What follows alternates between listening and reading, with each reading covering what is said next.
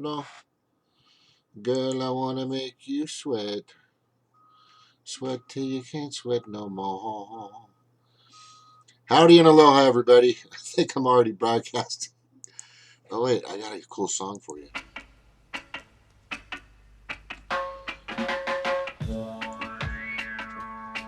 It's a cool song, man. Let's see what's going on here. All right, looks like we're up and running. Mono words, just running out of words. If you guys have a mono word, just bring it on.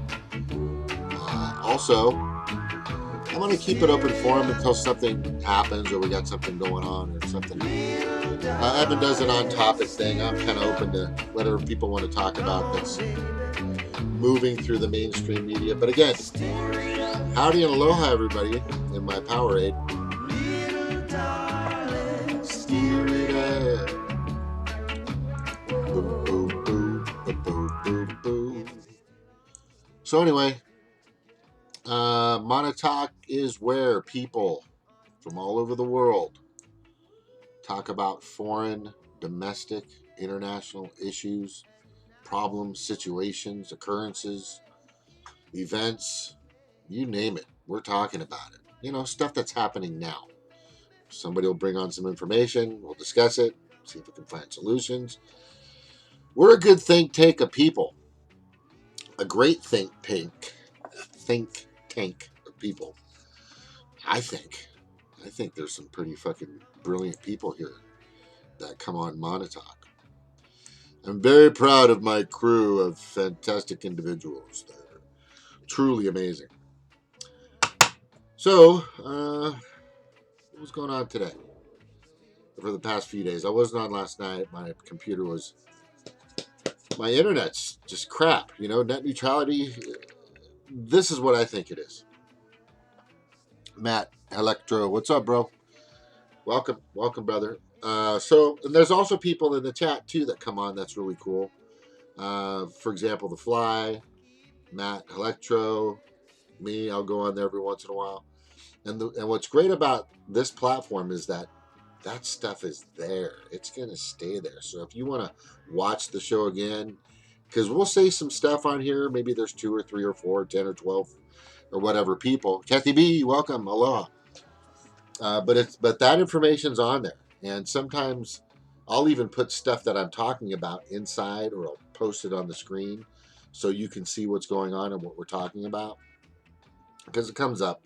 And I'll put it on every once in a while for people to, if they're paying attention. But you can always go through the show, through Monotalk, to see what's going on. And people come on to rant and rave and debate. And, in a civil manner, usually. We don't get personal. We don't get, don't bring the drama. Sometimes we might have a little spurt every once in a while. Because we're human, And yes, humans are extremely flawed. I don't know. If God was trying to make like a really great species of living creatures, I don't know if human beings was the best way to go. I think we could have maybe evolved with like scales or something, or like protective coating, like armor or something. I don't know. It just doesn't make any sense. Jenny Lynn, hey. At lunch, I came home for lunch and I was watching Jamarl, and Jenny Lynn was on there. Anyway, this is Monotalk. Come on in if you want. I'm just doing my quick monologue. Basically, we're just trying to, we're at the precipice, and my goal is just to bring as much information as I can about what's going on in the world, so we can try to fix the freaking planet, slow down its death by us and all of its inhabitants, and give some better places for the rest of our children and their children, so they can play better, so they can have a better place. So we have good discussions on there. But today there was an interesting discussion on Jamarl, the progressive soapbox.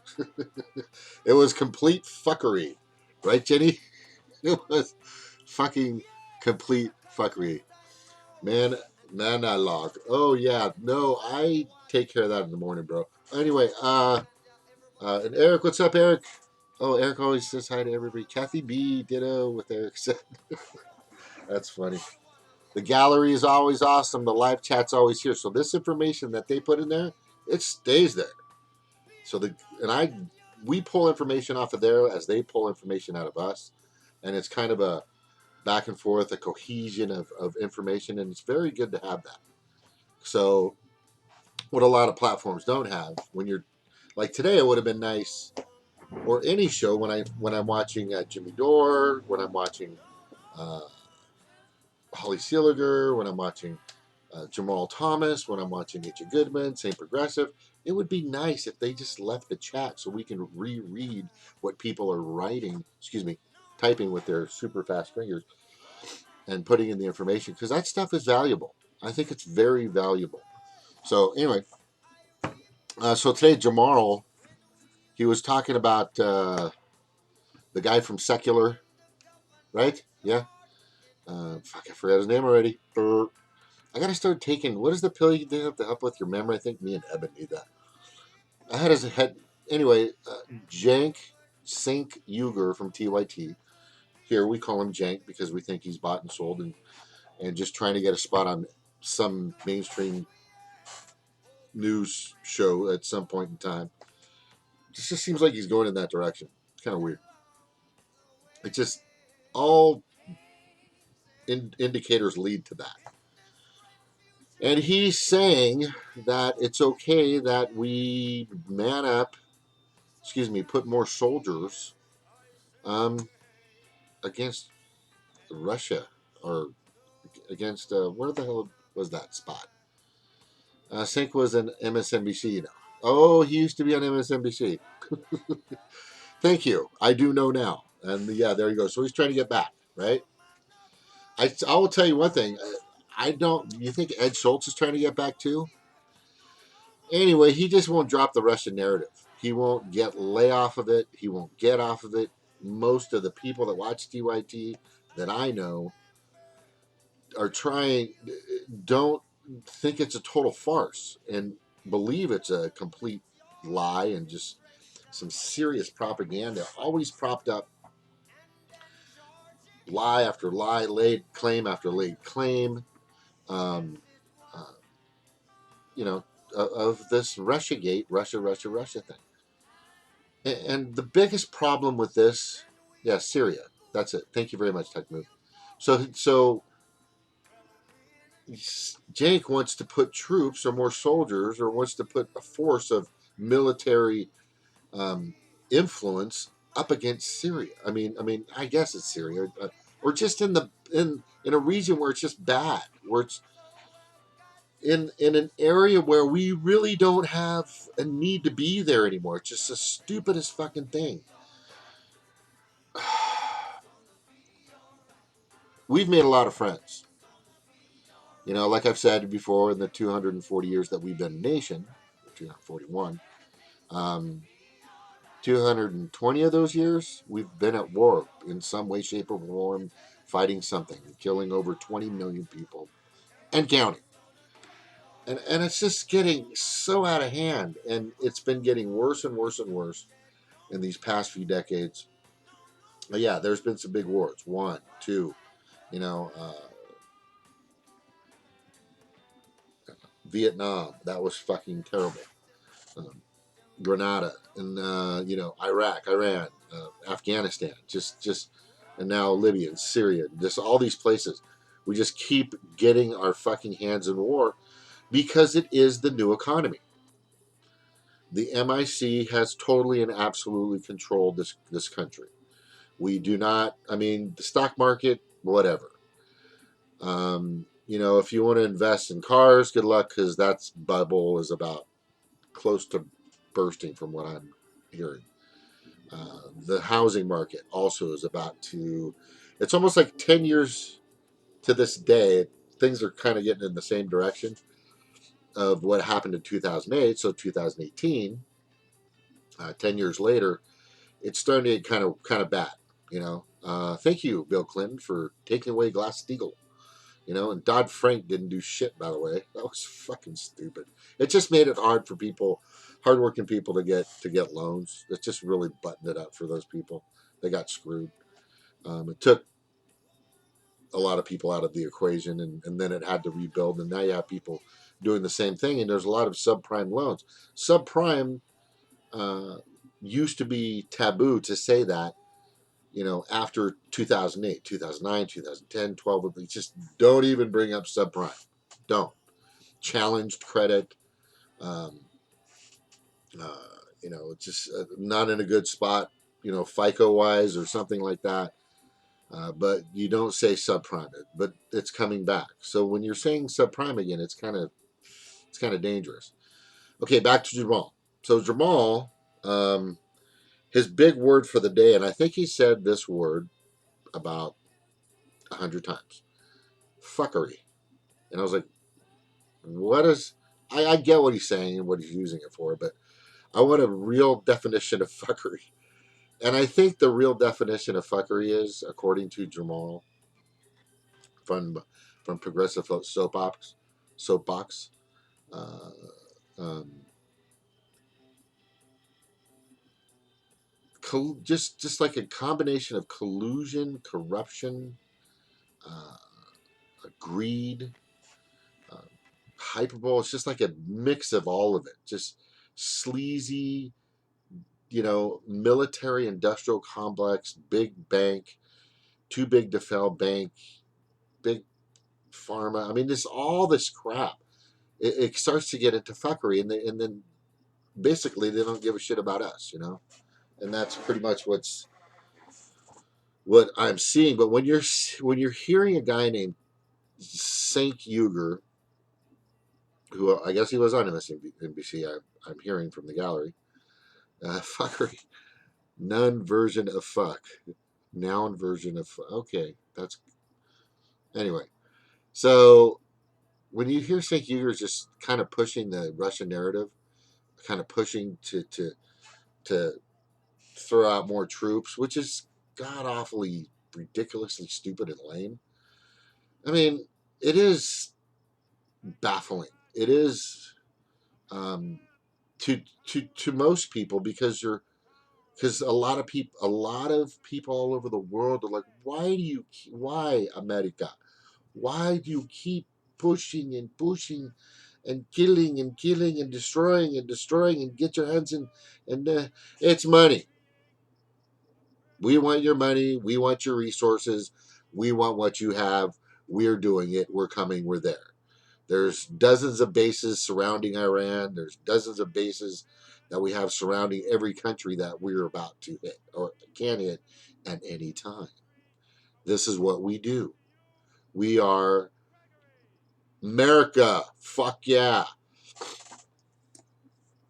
That little show that came on a while back, like 10 years ago, uh, done by the guys that do South Park. It's just brilliant. What was that? The Something Squad? These puppeteer guys, and they just fucking blew up everything. They just blew up everything. It was the funniest thing ever. Yeah, but it is the new economy, and that's why it's happening. And I guess I just don't understand and I don't believe Cenk Uygur is that stupid.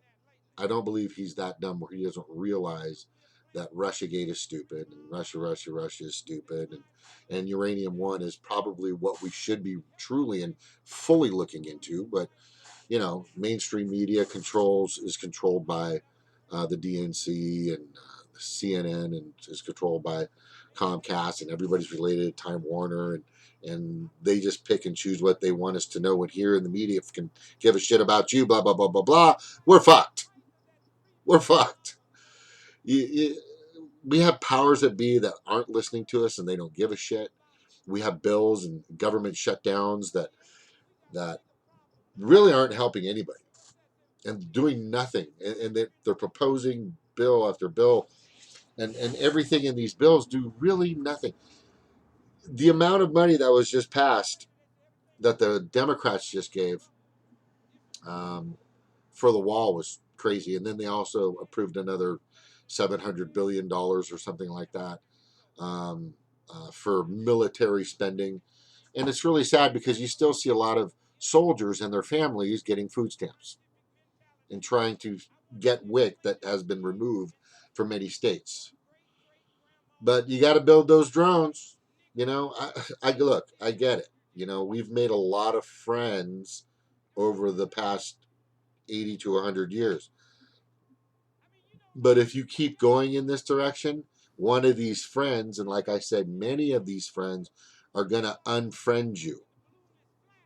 And I think that's what's happening now. The UN just totally threw that out there and just pissed on fucking Trump when he wanted to say that is,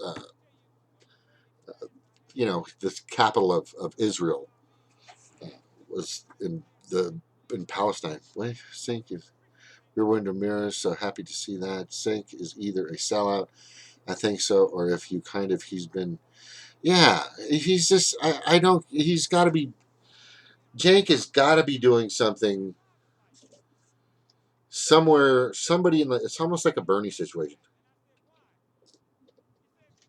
Some way, somewhere, at some point, somebody talked to Jank and said, you got to do this, you got to do that. And Janko says, fuck that. And he goes, or else this will happen. So either take this, take the red pill or the blue pill. They gave him options, and I think he's just going with it. Okay, Rosenfeld said, Jen thinks Trump may very well be in debt to Putin or the Russians. And he thinks the certain sanctions Trump relaxed with was the payback. But both Think and Kyle think Trump has laundered money.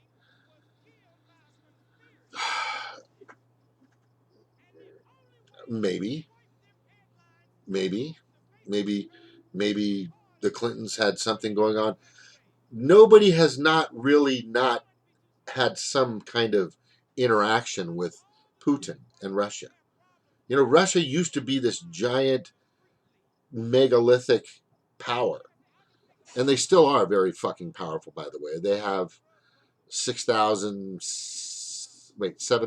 nuclear warheads, and I think we're just a little bit behind them with about 6,700 or something like that, but we're catching up. But it's amazing that everybody keeps thinking that Russia is the biggest threat on the planet. I think that's got to be the most asinine thing to think, because when you use what I said, we've killed over 20 million people in wars that we've been in forever, since the birth of our nation, somewhat. Okay, and that we're the only people that have dropped an atomic bomb on any country, two of them, by the way. And we're the only ones that continue to go into country after country after country after country and make it our business to fix what's going on over there. When when when when we say it's about peace and freedom, that's fucking bullshit. We know it. We already have researched. We've already raked through it. We know what the resources are. We know what when I hear a fucking president say, when I hear them say, for our nation's interest, it's not my fucking interest. It's not your fucking interest. It's the 1%'s interest. It's big oil's interest. It's big banks' interest. It's Wall Street's interest. It's the military industrial complex interests. When I say they want to help small businesses, they don't want to fucking help small businesses. I don't see any small businesses out there. They want to help the fucking multi-gazillion dollar corporations like Bezos and fucking Amazon, so they can keep getting, so Amazon can keep raining in campaign money to them and stowing away money in fucking Cayman Islands, South Africa, and Thailand, and fucking Swiss bank accounts and shit. We know this. We know this. Everybody knows this. I'm just, we're saying the same things, and everybody knows it. That interview was saying today was just stupid. Nobody really said. So what? The real question should have been to Jake, Jake, who who do you believe truly wants to create a conflict over there? What country do you believe? Is it the one going over there, or is it the one coming here? What country do you believe is once? What country has always started the conflict? I mean, you have to ask yourself that. Everybody, I was in the military. I was all hyped on Kuwait. I was in the 90-day wars. 90 days. It took us 90 days to fucking destroy Afghanistan. These people were just annihilated in fucking nanoseconds. It was crazy. We're all jumping on the ship. We're watching, and I think I was a Republican or whatever at the time. I didn't give a fuck. I didn't care. I was young and stupid. Or just totally uninformed. I was watching Fox a lot. I was watching CNN a lot. I don't think I knew MSNBC existed at that time, or any local programs. But I was in that mainstream media thing. The only time that we have been out and away from the mainstream media narratives and talking points and the branding and the marketing of what they're trying to spew to you, the only time that we've separated ourselves from that is here, is YouTube, is Facebook, is Twitter. Very influential social media sites. Instagram has been very political too. I don't know about Tinder. I don't think Tinder has. Anyway, um, I just believe, okay, I really believe that America just likes to keep squishing and just contorting and just trying to get as much out of whatever they can whenever they can. And it's because our supposed leaders, legislators, judiciaries, and executives, because they're bought. They're fucking bought. Once they get to a certain level, even at a lower level, city, state, even at those levels, county, some of them are bought then by contractors and donors and the 1% that aren't really the 1%, but they're enough to give them money that they need. Shit, it's just this fucking nuts. Here it is. And I've said this. I was at the Women's March and I said this. We need true and absolute and total progressive campaign finance reform. True progressive finance reform. Not progressive finance reform, because the Democrats are using progressive. They're just throwing it around. Oh, you're progressive. You're progressive. You're progressive. Are you progressive? If you're progressive, you're a Democrat. You're not. You're not. Okay? Justice Democrats. Baloney. Baloney. It's fucking ridiculous. So until we get Citizens United, McCutcheon versus the FEC, and some people really standing, and this is what pisses me off. This pisses me off about Bernie. Him still bringing up Russiagate, him still using the narratives that, it seems like he's just fucking out of touch or he's being trained. I don't know they put a chip in his head. Who fucking knows? If you don't say what we say, Bernie. By the way, we just injected you when you slept in July, and if you don't say what we say, your brain's gonna explode. Don't put it past these people. They're that fucking crazy. The shadow government. They're that fucking crazy. No, I don't know.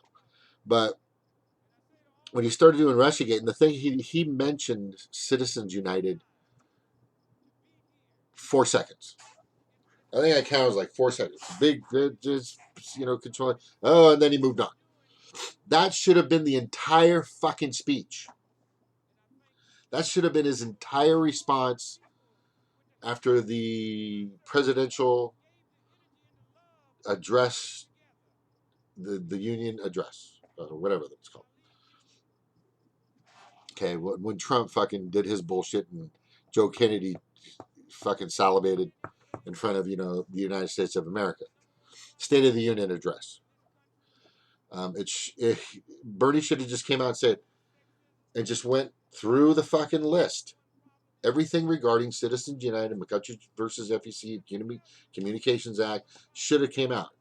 He should have said and got to this point. This is the point he should have got to stop all this bullshit that we're just fucking slaves. He should have got to this point to where we need transparency. We need transparency in these halls, in Congress. Okay, everything that we discuss and talk about, any deals or anything, can no longer be done by law on the fucking golf course. Can't be done in the brothel. Can't be done, at the bar. Everything has to be done on camera. What's going on? I mean, C-SPAN has got some of that, but you can't discuss any politics outside of your work. There are actually, the DMV, that's the way Congress should be. They should be monitored. We should have more transparency over these they're employees for us, but they're not for us. They're not for the 99%. They are for the 1%. They are for super PACs. They are for giant megalithic lobbying bodies. And Cenk Cenk, he just wants a piece of that action. He's not that stupid. He knows what's fucking going on. He knows Van Jones came out at one point and said, Russia is a fucking nothing burger. And then this has just got to stop. I don't think we should discredit the Justice Democrats or Bernie when they are head and shoulders above rest in the corrupt parties. I know. We have to get past the duopoly. Yeah, I get you, Rosenfield 10. I get you. I don't. But if you still think that you're going to walk into a place where people are making bazillions of fucking. I'm not talking about $100 here, $20 there. I'm talking about 100 millionaires. Okay? I'm talking about congressional officials that are 100 millionaires because of the laws that they're passing and the laws that they're not passing and the ones that they don't say shit about. Like when Nancy Pelosi, and this Jimmy Dore brought this up, was doing she did something recently where she was just grandstanding, just trying to take credit, like she's really trying to do something. But I don't see a big uproar of anybody trying to protect DACA. Does anybody? Do you see a big revolt? Did you see anybody really? Okay, I got to get to this and I'll let everybody on. There's a wall that's going to be built. A fucking wall, okay? There's going to be a giant wall, all right? And it's going to be fucking, you're going to come up. It's this giant wall. Hey, can you let me in? Hey, can you let me in, please? And then on the other side, you're going to have people going, hey, man, hey, can you let me out of here? Can you let me out of here, please? This place is really fucked up. There's going to be a fucking wall across the border in the United States of fucking freedom in America. Land of the fucking free. Give us you're tired, you're poor, you're hungry, And they let them. They did nothing. They did nothing. The Democrats did absolutely nothing. So if you're Hispanic and you have family that have come from Mexico and lived here in the past, I'm going to urge you to please dump the Democrats.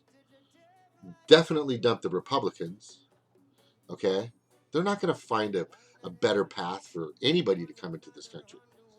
Unless you're Caucasian. Sorry. Because for some reason, Caucasians just don't have a problem getting citizenship over here. Or if you're from India. You have training, or you have licensing, or or you're educated. But it shouldn't matter. It really shouldn't matter. Because we need people at every level doing things. Okay? there are things that machines won't be able to do. Okay? And I know that at some point there will be machines that'll be able to do pretty much everything. But it ain't going to happen in the next decade. It's not going to, it might happen in 20 or 30 years. It may happen maybe 10 or 15 years. But what I'm saying is the borders are stupid. I just think borders are just so fucking stupid. You know, oh, I just crossed into another state. Things are different here. You know, in this state, uh, stand your ground happens. So a big fucking Samoan looking guy like myself, I scare people. If you ask Bram, I'm not a small guy. Okay? I'm like this wide. Okay? I can't even fit in the screen hardly. But the thing is people get scared, and you can use, if you're scared of somebody, you can shoot them. Boom, boom, boom, boom, boom, boom, boom. You know? If you're scared, it's okay. It's okay that you shot that person because you got scared. You know, even though the person might just be uh, their car broke down and they're just walking in their hoodie and they walked past you and they were just trying to get home, you know, or something. I mean, the fucking states you going, you know what's going to happen. Just these borders are not. There are borders that are painted on streets in Europe that separate one country from another, and then there's tables at this delicatessen, and several of them. One person will be sitting in one country, another person will be sitting in the other country. It shouldn't fucking matter. It shouldn't. I want to be able. I mean, imagine this.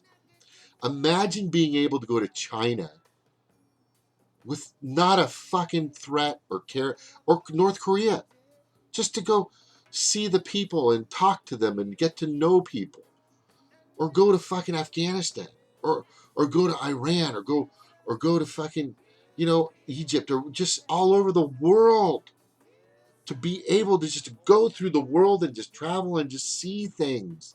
There's so many wonderful and beautiful things out there. And because of our walls, okay, you're gonna have a fucking nice big wall coming up, right? Nice big fucking wall where, well, I won't be able to. You can't come in unless I open the door, right? And I have to, and I'm gonna look through the peephole to make sure you're good and you're covered first. Yeah, this is just getting out of control, man.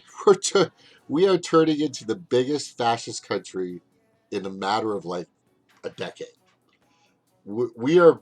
I mean, I don't see us. I don't see, with net neutrality and the corruption and trying to take over and not be, you know, taking over the internet and slowing certain things down, and being able to dictate what you watch and see your internet speed and all this other shit, and then also um, the restrictions of police states and all these militarized policemen and and and this person down the street, just like a year ago or something like that, or it wasn't even, it was like 3 or 4 months ago. There's a man who was trying to apprehend some teenagers walking home from school, and they weren't listening to his demands because he was an off-duty cop, and they were just trying to get away, arguing with him, you know. And this is a grown man, a grown fucking 30, 40, 50-year-old man, whatever. He has a gun. He pulls out a gun. He pulls out a fucking gun on these children, American children, or whatever children. Nothing happened to him, by the way. Nothing. And all the deaths that have happened to mostly minorities, black, especially black, last year, not a single conviction. Well, these people are just, you've seen the videos. And then now you can't, oh, and besides that, you can't protest. You know, you're not supposed to boycott Israel. They tried to make a fucking law that you couldn't protest, you know? And the NATA is already around, the NDAA, National Defense, something, blah, blah, bullshit.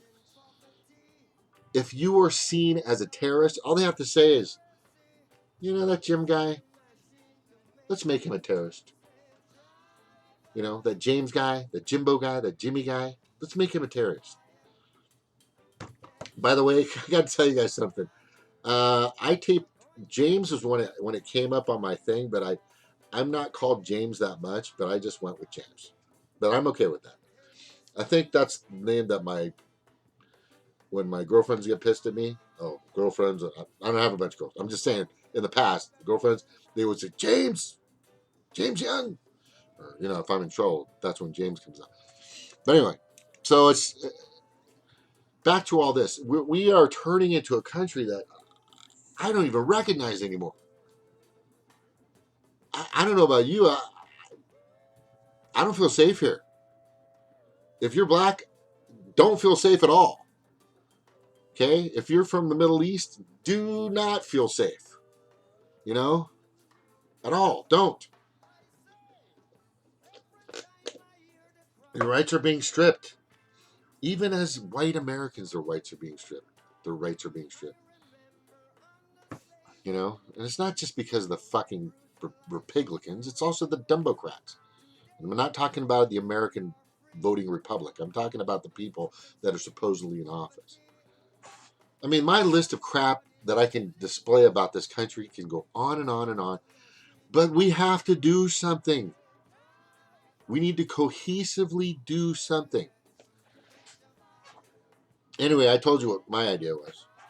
I just hope that the Green Party gets this. They have the greatest moment right now to come together, get rid of the bullshit and the drama or whatever's happening, find a way to adjust, to stay connected, to all have the same voice, the same message, the same brand. If you've looked at everything that the Green Party does, how could you not like anything they do? I don't think they're against guns. Are they against guns? Fucking, most of them are fucking gun fanatics. They just want to help. They're just more in tune to saving the planet and the earth and all of its inhabitants. The reefs, the oceans, the trees, the bees, the birds. Okay? Which should be our focus. That should be our number one focus, is getting rid of nuclear fucking crap. Fukushima should be fixed. Fukushima should be fucking... There should not be a price tag on that. There should not be any more bullshit about that. The entire planet should be fucking focused on a facility that is still dumping 400,000 tons of fucking radiant poisonous water into the oceans every fucking day. Every fucking day. Into my ocean that I like to go surfing. In my ocean that I love to bathe in it. Not bathe, but like, go play and have fun in it. Where I was raised. Surfing the big waves, brah. Getting fucking barreled. Getting smacked across some reef or, night diving and all this other shit I used to do. I haven't done that in a while. I'd love to do night diving. Man, that was a fucking thrill. Quick story. So I'm night diving, torch in hand. Most fish are asleep, so it's easy. You can get Becky, and Becky is like a smelt, but bigger. And I'm spearing the fish after fish, so you got to be careful though night diving because the sharks are still moving around. There are some other big fish in there.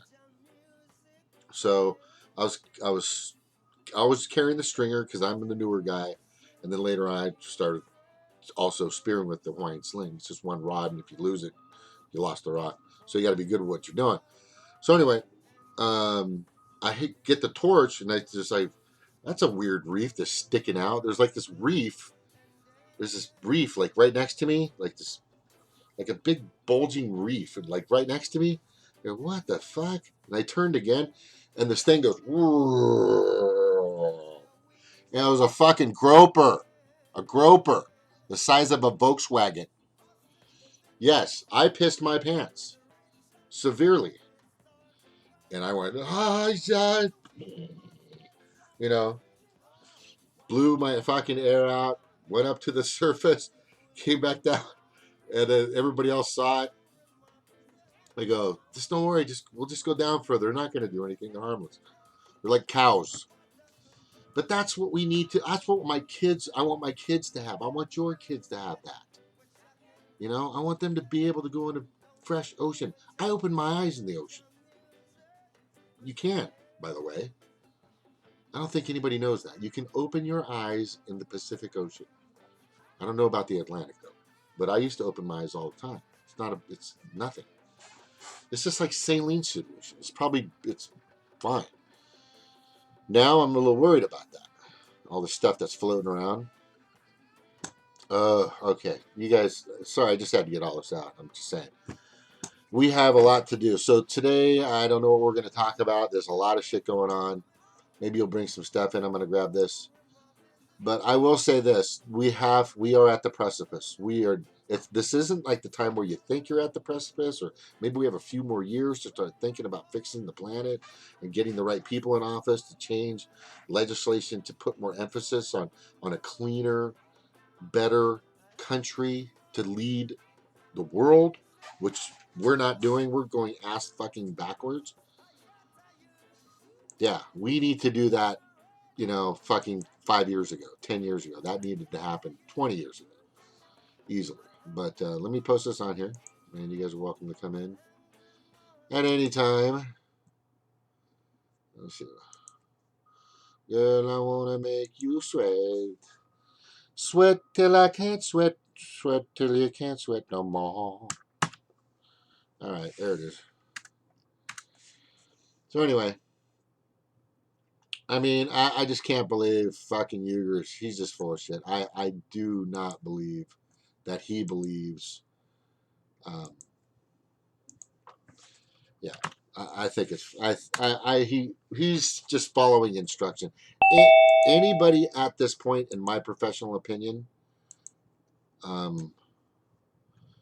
it's just anybody at this point. Hey, in my anybody at this point that truly believes that Russiagate is viable and that it actually happened, I just truly believe that it's.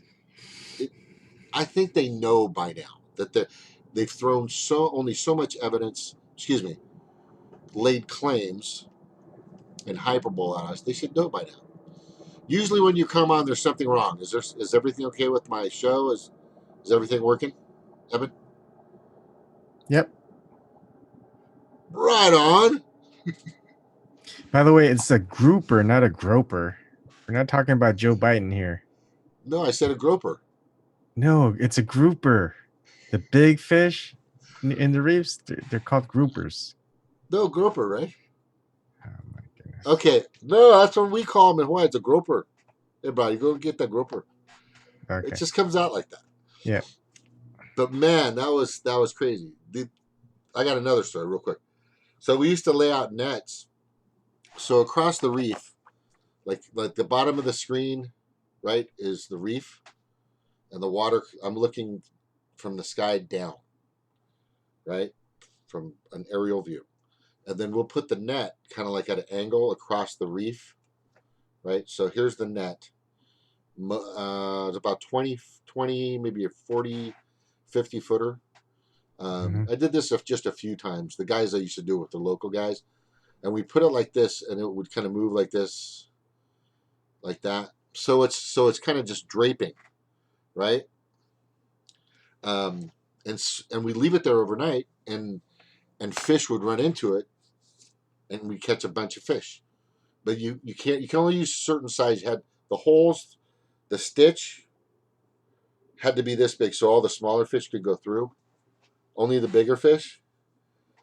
So the next morning, we get up. It's like crack of dawn, man, when you're fishing in Hawaii, right? We had poles too that we'd send out, but this is like diving. So we're snorkeling out there, and we just kept the spear just in case somebody's got a little Hawaiian sling. And we're going and we're going, and all of a sudden I'd go up there first, and I think Kelly's out there. This guy Kelly Kawai, and I think his brother was out there too, um, Billy, and then Alan, my brother, was there, and then I'm kind of somewhere in that mix of people swimming across the reef out. I'd say we're about 80 to 100 yards out into the ocean, just to the left up the beach a little bit. And it's only like 10 or 15 feet deep, maybe at times. Really nice, really beautiful. The north side of Kauai in Hyanna Point, I think. Anyway, so we get out there and I go down to go check out, and we see a fucking tiger shark stuck in our net. It was a fucking, and I think I pissed my pants again right there, right? But it wasn't a small shark, dude. It was a big shark. And my brother, my younger brother, you're younger than me, he had been doing this more than I have, a lot, and then these guys did it a lot more. So we have to go back to go get the bang stick, and the bang stick is just a 12 gauge, like a tube, but at the end it has an igniter just in case the shark attacks us. Use a bang stick on them. I don't even think people use them anymore, but somebody had to go down and cut the lines. My little brother did it. I was holding the bang stick, right? Or Kelly was holding the bang stick, but I had it for a little bit because we were kind of switching off because you had to be close. You're kind of like right next to the person cutting, right? Yep. And you're right next to him. So, the person cutting is just, the person holding the bang stick is just as much as going to get chomped on. So it took a little while. I think it was probably about 10 or 15 minutes of cutting, right? Really fast. Everybody's moving as fast as they can. And finally was able to wiggle itself loose with no net on it. But man, that was crazy. That was crazy. I mean, I think the shark was probably about 6 feet, maybe. It was about 6 feet, maybe 7 max. But a shark that size, tiger shark, is still scary. Still super scary. Man, these guys were like serious. My brother used to be able to throw net. You know how you see people throwing nets like on the sides? I don't know if you ever seen it. It's just fucking cool. You got to drape it over your shoulder a certain way and put it over, and you fling it out like this, like a frisbee, like this, and it spreads open and drops on the fish. I tried it like 3 times, but my brother was a really good fisherman. He just got back from Kauai. He was living there for a while, so I think yes. he. Yeah. Times in the net just dropped back on me. Did you ever? Hey, Amanda. Hey. Did you ever get like ciguatera poisoning? So it's when you eat fish that are on like tropical reefs and they have like dinoflagellate toxins. So yeah, and the certain parts of the intestines.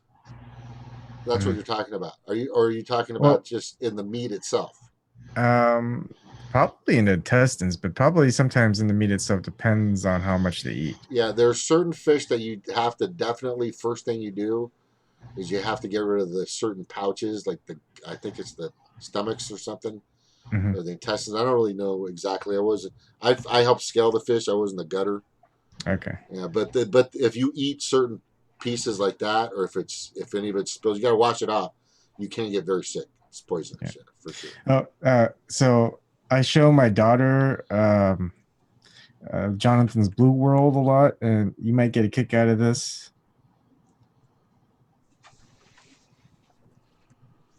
Oh, wow.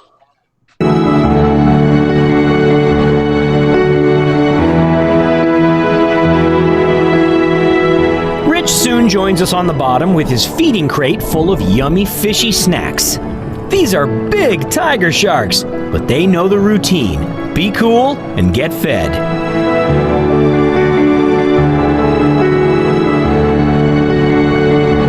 That's a beautiful creature, isn't it? The shark like a baby. They also there's another one where they do tonic immobility. They get him upside down and immobility fast, she'll bend around and bite him. While she's upside down, the nurse shark relaxes. This is classic tonic immobility. Wow. Would you do that? Yeah, I would. I would fucking do that for sure. Yeah. Yeah, I would do. Cool. I would pee my pants, but I would definitely do it. Yeah. People get such a bad impression of sharks because of Jaws I know it's terrible. and all these shark attacks, but There's a video of this guy. He actually, some of the sharks that he's dealt with, giant great whites, mhm. they were like 15 feet long, and he would get them to that tonic thing, but they would be, like, here's my little surfboard. Like, here's the front of the shark. They would be up like this, and he's standing Yep. right here, and they would just kind of be hovering like that, and you start petting him and get him to like be in like a daze or something. It was really weird. I bet you can find it. Yeah. Have you hold seen on. it? That guy's amazing. Right here. I'll share it again. What is it? Here we go. See, the guy's doing it right there. There it is. I rewind a little bit more. But there's this one guy that was doing some giant sharks at one time. But no, those are big. Those are big fucking sharks. Yeah,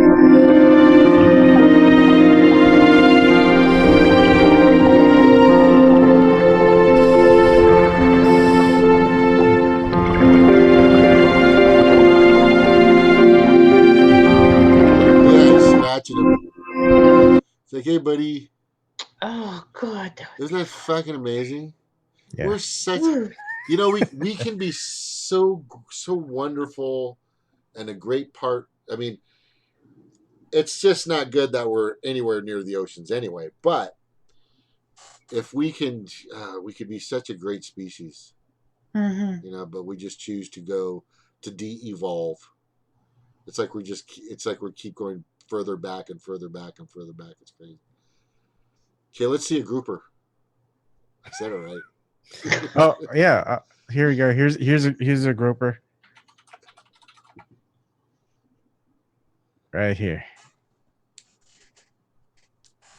Oh wait, not that. That's not what I wanted.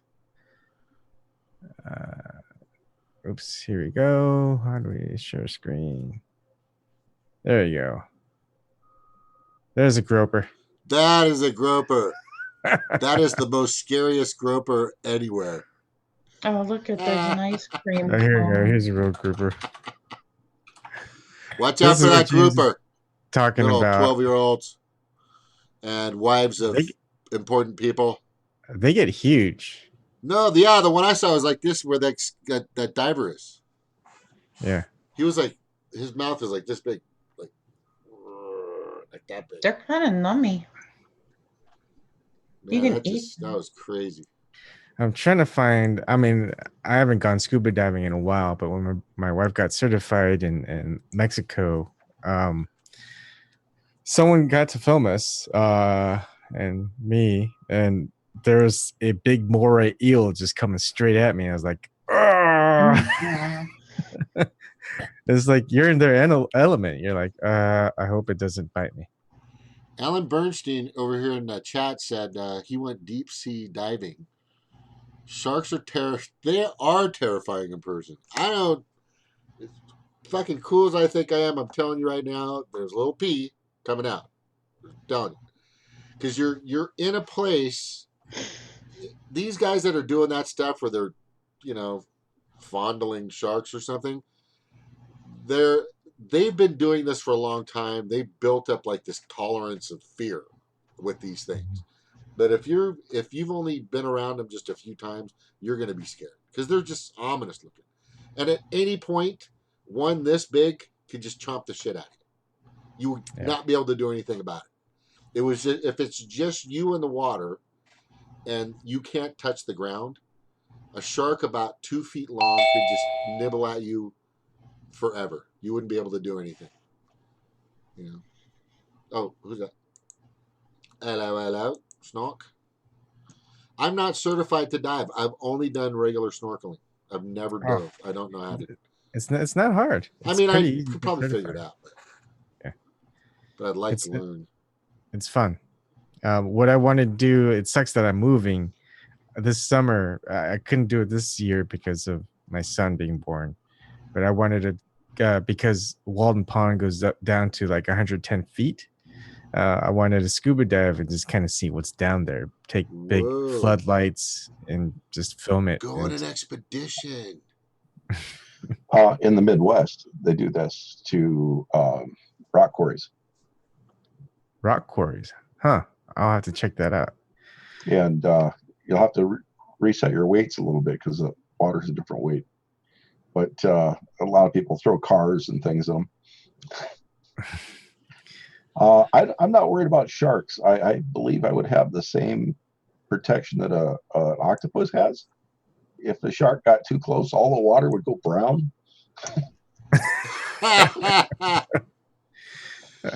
Dude, that wouldn't be good either because it would be you should not pee around sharks. And we should not be scuba diving with snork. Thank you for the pre-warning, Snork. Yep, on my notes, do not ever dive with snork around sharks. I want to try to find that video. It's an old video, so probably can't see much. But I got my certification in March in a rock quarry in Iowa. The water was not warm. Wow, freezing temperatures. Yes, water's cold. Were you in like a heavy wetsuit or a dry suit? Wetsuit only. No, I wouldn't say heavy.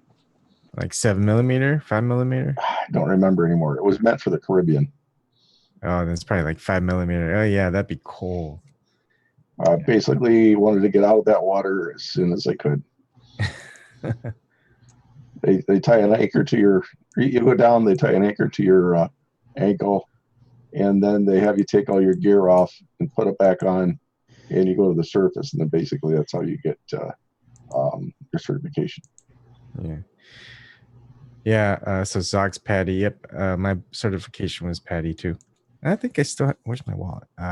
You have the little certification card? Yeah. Yeah, I've lost the card. That's many years. Yeah, we were the poor kids on the island of Kauai. We had to catch our own fish with a snorkel. I mean, that's what I did a lot too before. Everybody starts that way for sure. Yeah. I remember, like, I would like Walton Pond, I could go down to like the 30 feet, 40 feet and just kind of film, and I just learn to hold my breath all the time and get better at it. So you hold your breath, and what's hard is you have to kick hard to get down, because as you go further down, the air inside you, it just makes you so buoyant. So you actually have to breathe out while you're diving when you're snorkeling. And so the amount that you can of air that you can hold in to keep it going, you just have to let it out if you want to go deep. There's a guy that taught me how to hold my breath a lot in surfing. Titus Kitimaka in Kauai. And then I learned a bit more from a diver from Australia. He was when I went to University of Hawaii, I used to hang around with these guys that dove and some of the swim guys. And these guys at night, when there's no light, we would go off the 10-meter platform and do gainers. So you don't have any idea of when you're going to hit the water because it's pitch black. It's freaking awesome. But he could go down 15 or 16 feet, whatever it was. It was deeper than that, I think. I think it was like 20-something feet. But he would go down there and stay there for over 3 minutes. 3 minutes. Wow. Yeah, I was at 2 minutes and like 20-something seconds. Is the longest I think I'd ever held my breath. But he showed me, and this other person showed me ways of doing it.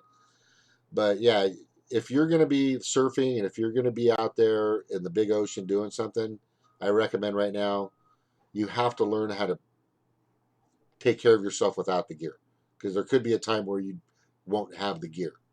It might fall off. It could, yeah. So I'm going to share my screen again.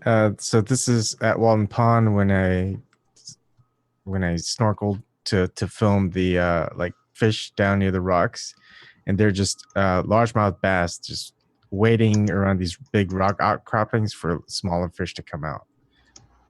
So here you go.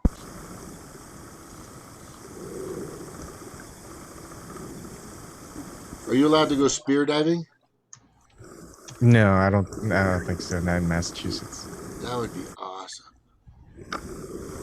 But they're always looking. They're just seeing. They're just all around. Like you'll see me later swimming to see there's that little rock outcropping. Right. So there's just a lot of tiny fish in there, and these largemouth bass, they're just waiting for those fish to just kind of move on out, and they'll just chase after them. The bigger ones, right? Yep. I mean, these are probably about 14 to 18 inches. It's funny, they just look at me. And they're like, That's a big fish, dude. That is not a small fish. and you can see the smaller fish just kind of hiding in there. Once they leave the safety of those rocks, they're just fish food. See, there's another big one.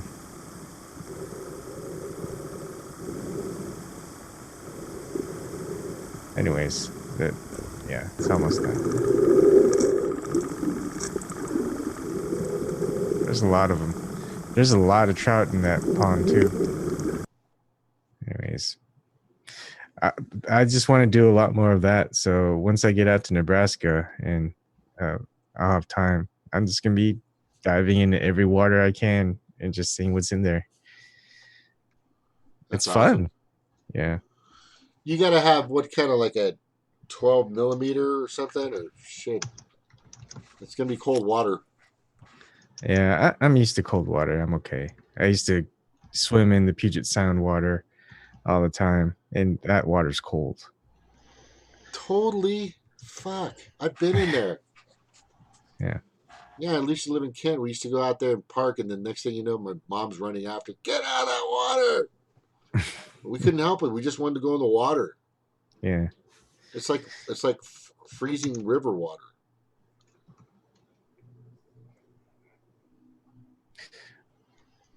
Oh, Alan's going, is this a political show? Yeah, we talk about politics, but we But also... it's open forum, but we talk all kinds of... Yeah. Yeah. If we don't have a specific topic. Okoboji, Iowa. Yeah. And Spirit Lake are both well known for people like to go diving there. And that's not that far for you, a few hours. I'll have to check it out. The one good thing about being in the middle of like Nebraska is there's just a lot of surrounding states to explore. Here in the Northeast, it's just kind of, I don't know. It's just really populated. Just so many towns, but I don't know. It feels like in Northwest, even if I drive Northwest, you start getting into like,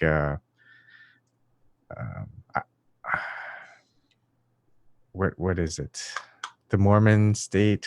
Why am I having Utah? a blank? Utah. Yeah, it's very pretty drive if you ever go through like eastern and southern Utah. It's a weird looking state, but it's pretty. Every state has, and I've been to a lot of them. Every state has their just epic Uniqueness. uniqueness, and just epic areas. Yeah. The one that I know has the best, in my professional opinion, is Hawaii.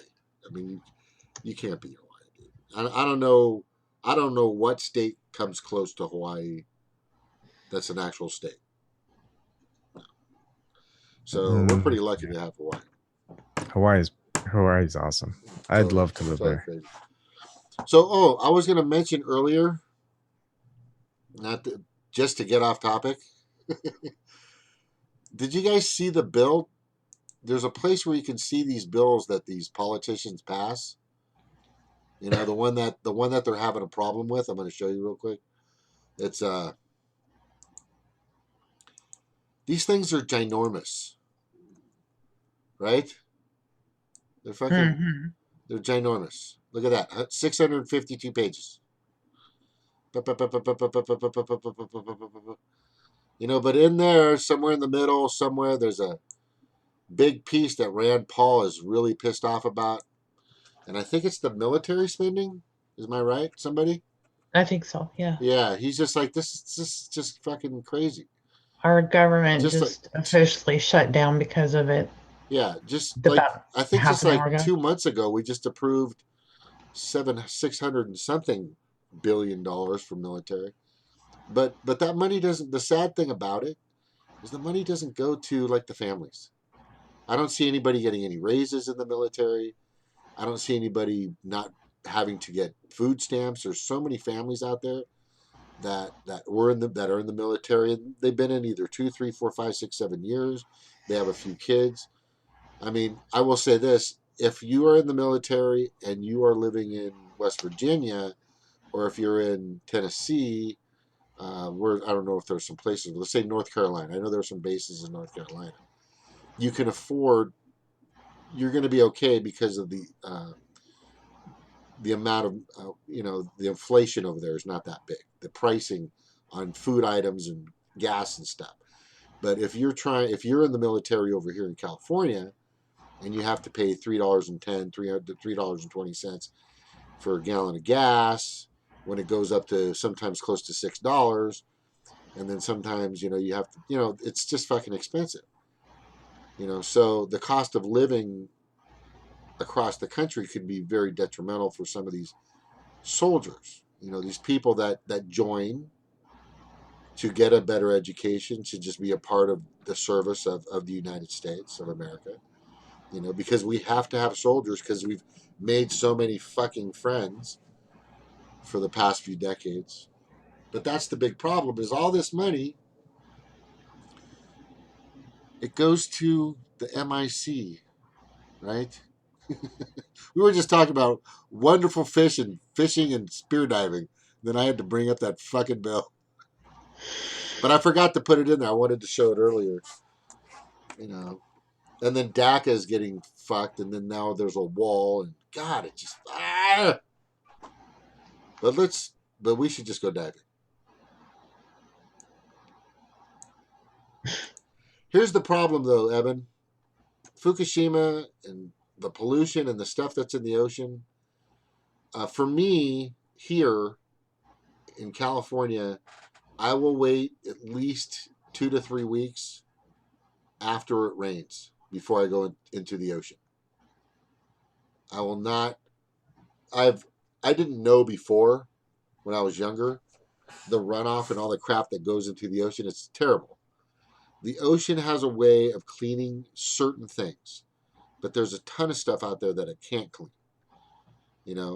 There's some pretty yucky bacterials and stuff, and I know that Snork knows a lot of this. But the thing is you've got to let it have its cleaning process before you can go in there. So Snork, here's my question. On a runoff, let's just say the Santa Ana Riverbed that runs through, it comes from San Bernardino. It comes from 120 miles inland, going through everything, industrial parks, just you name it. It's going through everything. Millions and millions of people, millions and millions of runoff of all this stuff and microfibers and all this stuff. And then it gets out into the ocean after a big, huge rain.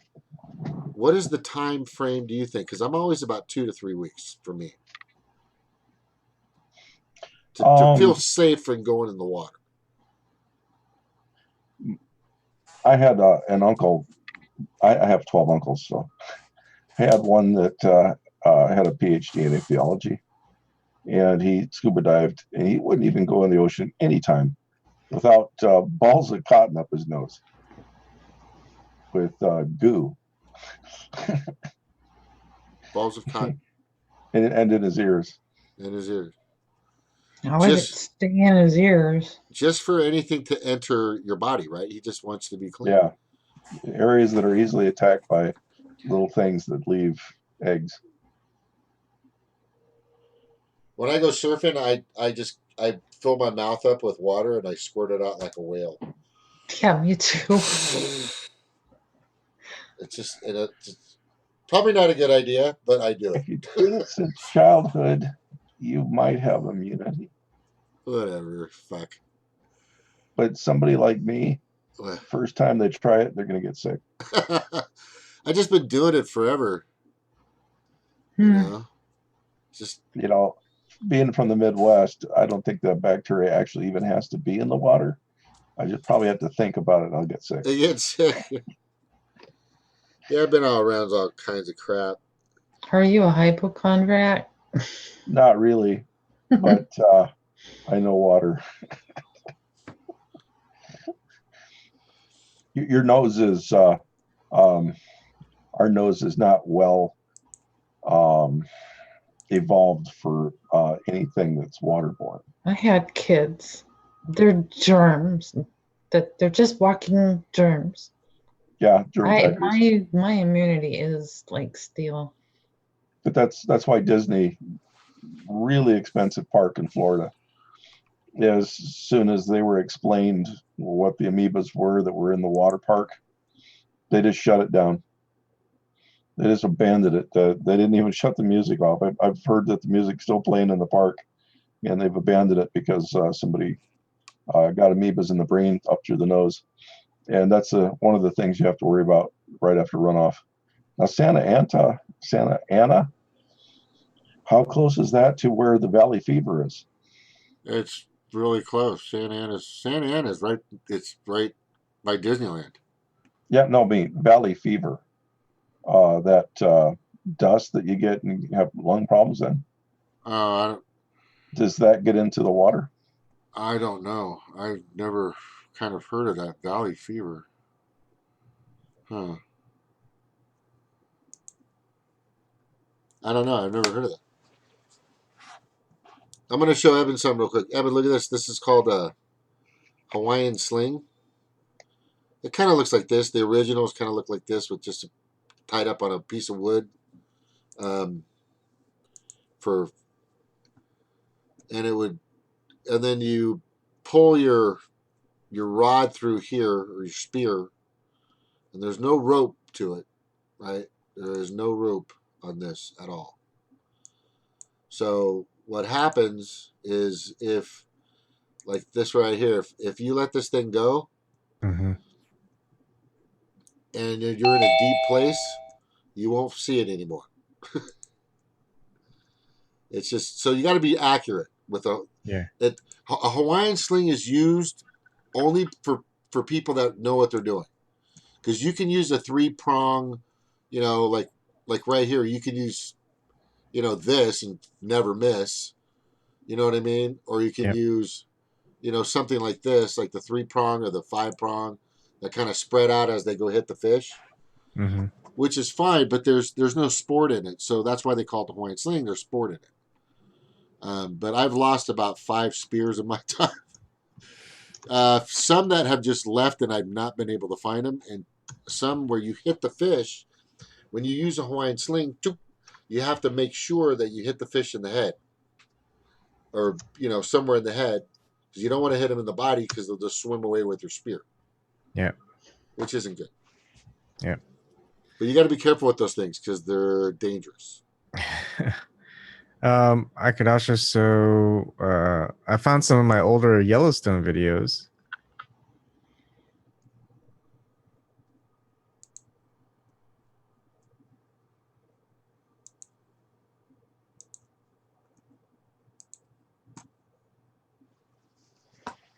I love Yellowstone. All right. This is one of those small geysers that can go up really high. The Aram geyser.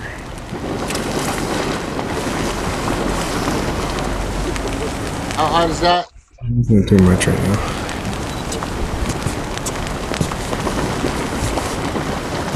now. It can get pretty hot. You don't want to get close. I mean, it's boiling, so it's really hot. It'll burn you. Yeah, and there's like a lot of fog. Like when we first got there early in the morning, it's just very foggy. You couldn't see anything, and then eventually, as the sun started coming up, the fog went away. It's really cool. If no one's been to Yellowstone, definitely go check it out. Before it all blows up. Yeah.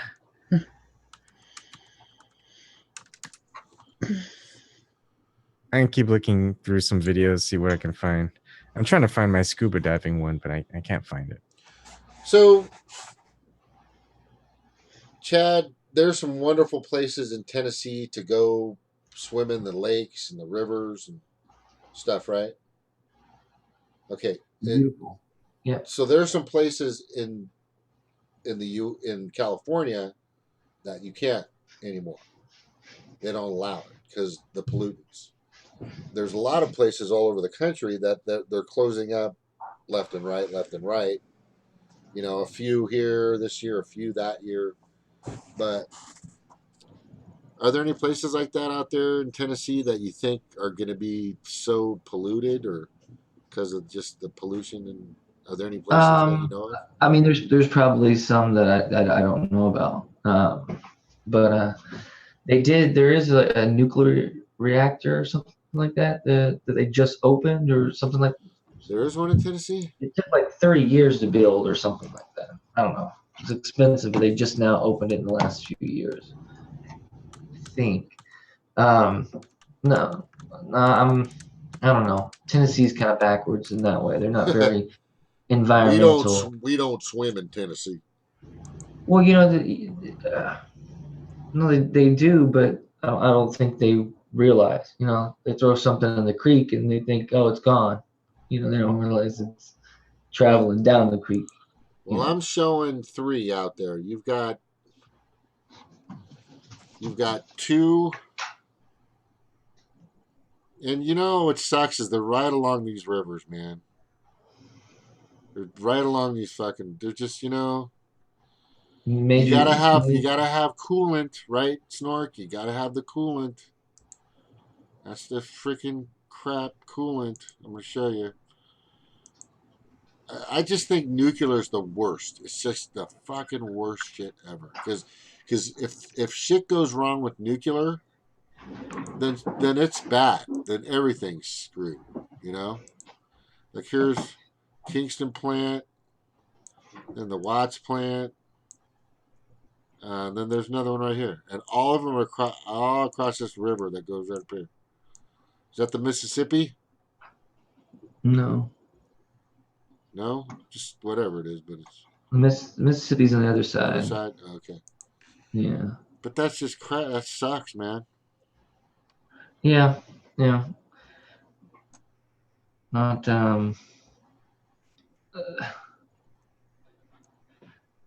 you know, it's gonna have to be like changing people's idea. You know, you're gonna make people have to want to beautify and you know, clean up the state. You know, it's not that it's not beautiful or whatnot. It's just that, you know, some people don't necessarily care about the aesthetics of things. You know, like that's what a lot of these old towns are run down, and you know, I guess they don't have the money to fix them up. Same thing for a lot of states. I guess small towns and stuff. But I got me the new webcam too. Does it look cleaner? It's pretty cool.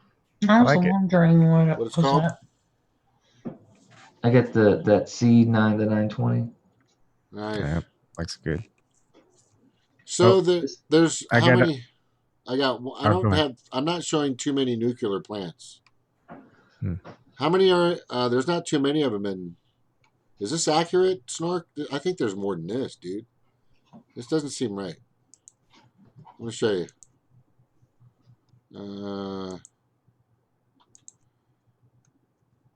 Maybe I'm not putting it in properly. I know San Onofre, Palo Verde generating station. Yeah, dude, look, you got 3 in Tennessee. You didn't know that. I'm sorry. I thought the rest of the country had a bunch of them, but you know, I can see a few of them being there and up on the East Coast where the population is heavy. Do you want to be corrected? Yes, I do, because I think there's way more. There's got to be. Those are power generating nuclear reactors. Oh, it says nuclear power nuclear plant. Power plant. That's not all reactors. Oh, so what should I put here in the thing? Nuclear. Let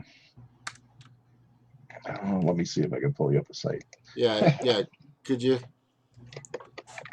So That was with all of us funny. talking about fishing and the ocean and you going out in the lakes, people putting cotton in their ears and their noses, and Jim being an idiot and squirting water out of his mouth like a whale. I'm just saying, man, this is getting really bad. It's scary. You know? I'm going to get off of this screen. But the thing is, oh, there's baby. Naida. Oh, I forgot her name already. Shit. okay. Now my day feels better. Yeah, I know, right? That's why I'm fighting for you, little one. We're Yep. trying.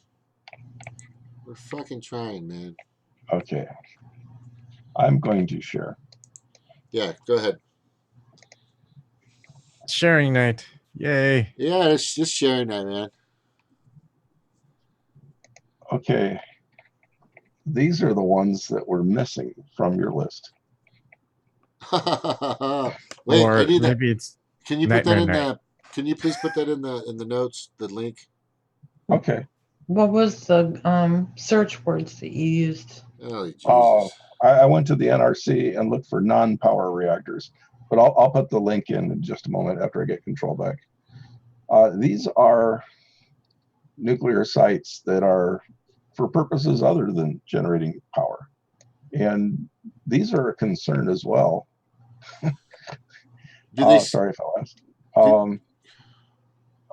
And you'll notice that they're all over the place. There's another group, but when you're talking about power and you're talking about nuclear, I do think it's important for the public to realize that you don't always see what's going on. And let me switch back. And I'll get that. Those are non-power reactors. Now there are other classes as well.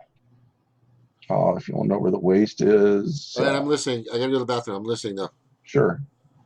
See where. This is all being taped anyway. That's good. Okay. Let me go back to where I was. This is where I got that image that I just showed. Copy.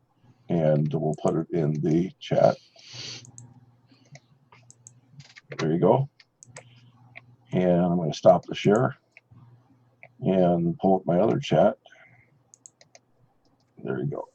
And it's there if that one's easier to get. And I got it. Now I can go to the bathroom. Okay, I'll be right back. Let's see if they have the industrial sites.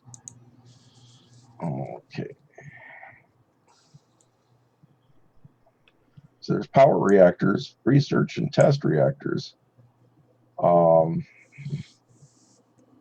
Let's see, operating reactors. Okay.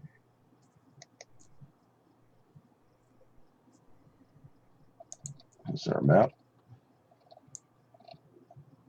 No, I don't see a listing on those. But you have some reactors that are just for nuking food to keep them clean.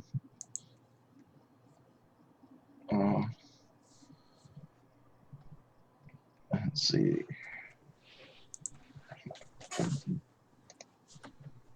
I was hoping to see nuking food? Did you just say nuking food to keep them clean?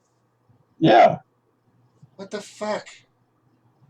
It was real big in the 80s, radiating milk in little blister containers, and then you didn't have to refrigerate it after you had radiated it.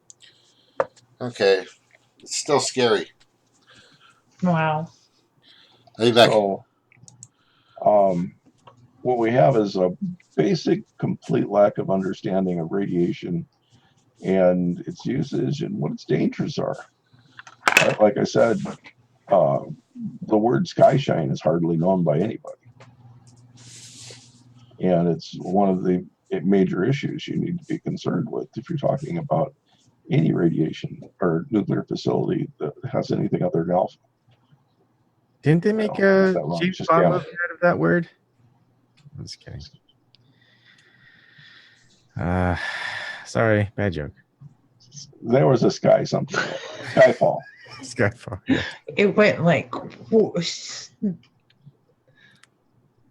Yeah, they don't want to scare people and have any bad press about our energy sources. That's probably my take on it. All right. Well, let's break up the. Oh, Stevie, you want to say something? Oh, no, I'm good. Break up the scariness with some peaceful geyser hot tubs or whatever. Oh, it's starting to bubble.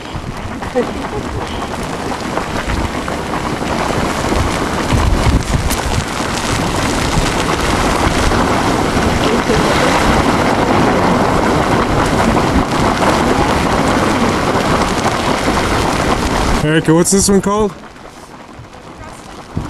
Crested Pool.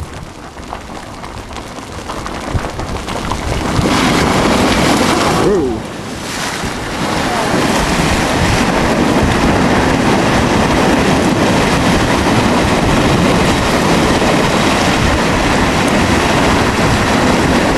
That was pretty cool.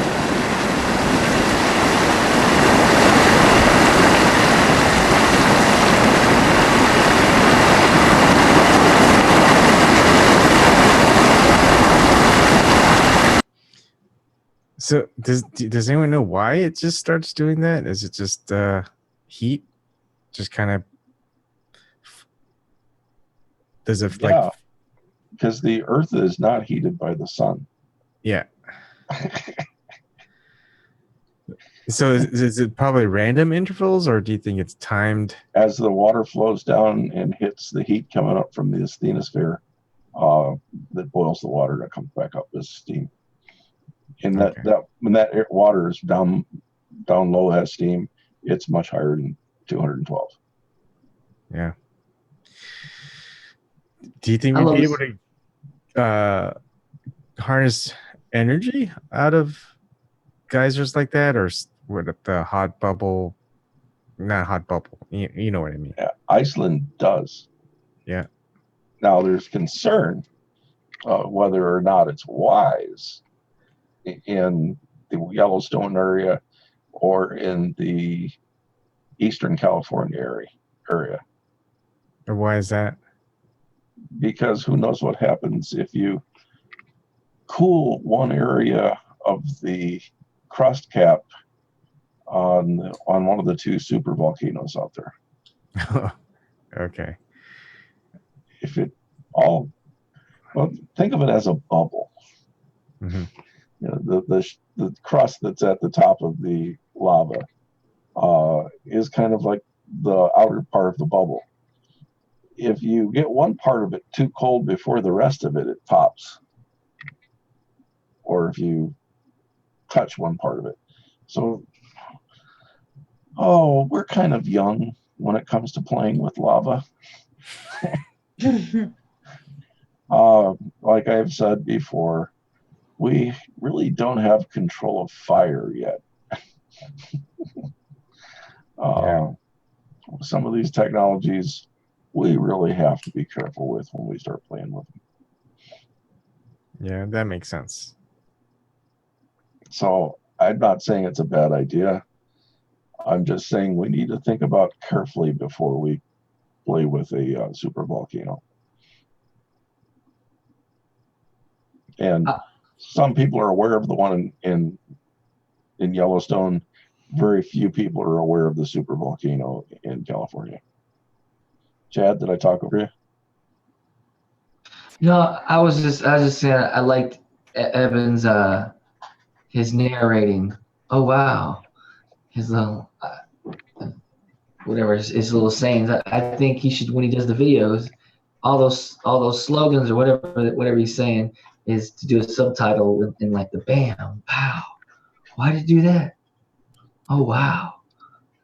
I don't know. I thought that was funny. Sorry, it was just a side note. Just add a little comedy. I love it when you get to hear people have reactions. Hi, Ben.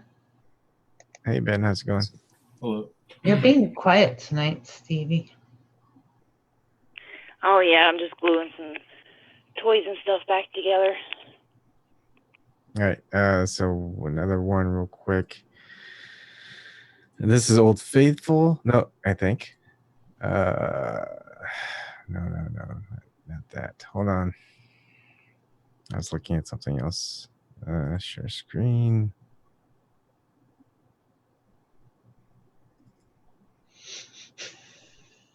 Oh my goodness. Dang it.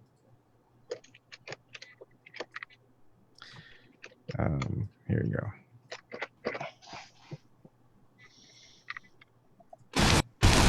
That's Old Faithful.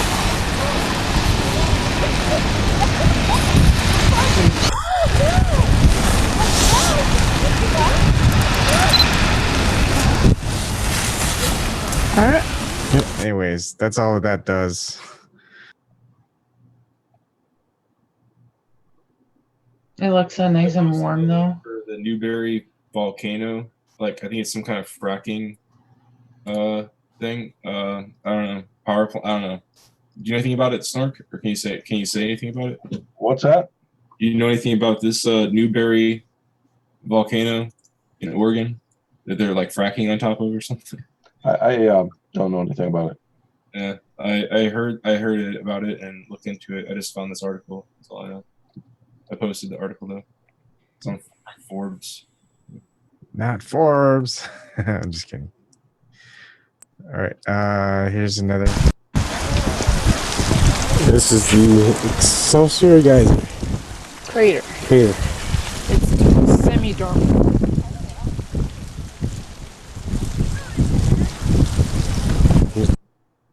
Yeah, that was it. Cool. Snork, I contacted Snork and he said at least one of my ideas was patented. Rebel. What about the other one? What did you think about that, or do you? I emailed you. Yeah. Did you? Oh, you sent an email. I just sent an email like asking about that second idea, like what? I can't remember the details of the second one. I was a little tired there for a while.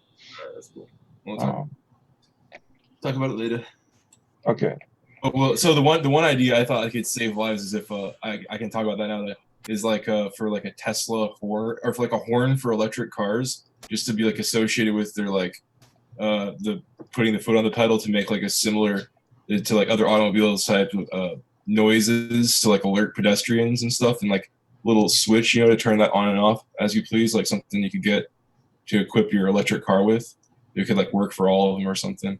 And Snork showed me there's already patents for stuff like that, so I lose. I'm sorry.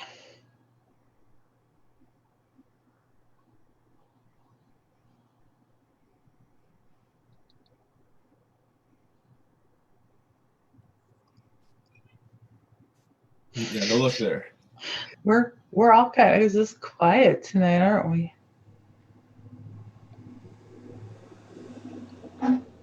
Why ain't it time we spoke the truth? It's about not to get quiet anymore. Turned off that corporate news.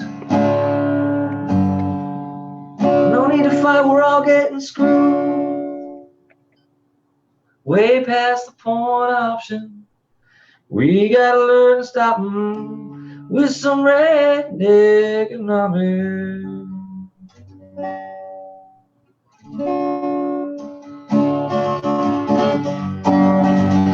Well, ain't it time we spoke the truth? Turn off that corporate news. No need to fight, we're all getting screwed. Way past the board options. We gotta learn to stop them with some red economics. We gotta learn to stop them. We gotta learn to fuck them with some red economics.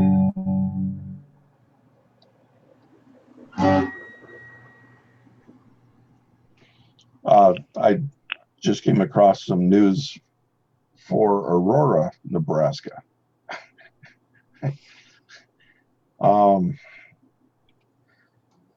Long time ago, they started thinking of things to use nuclear power for, and they decided to power some exit signs with tritium.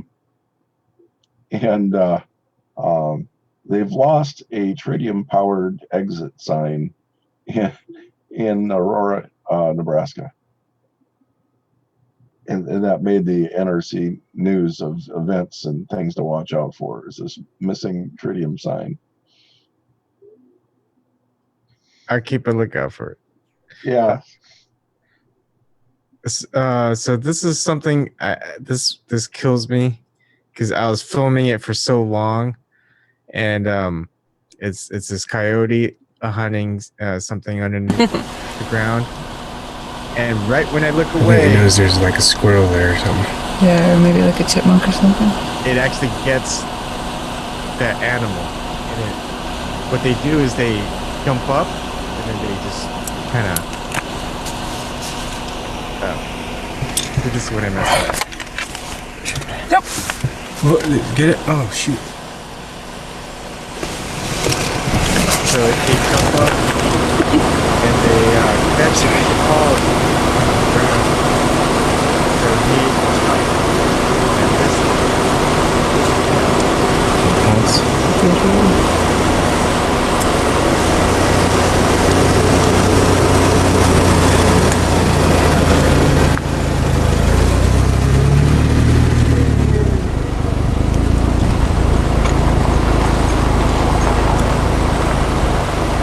Got it.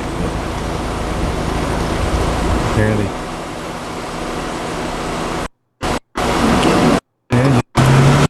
Kind of fast. There it goes. I got it. Got it. Whatever it's getting. There.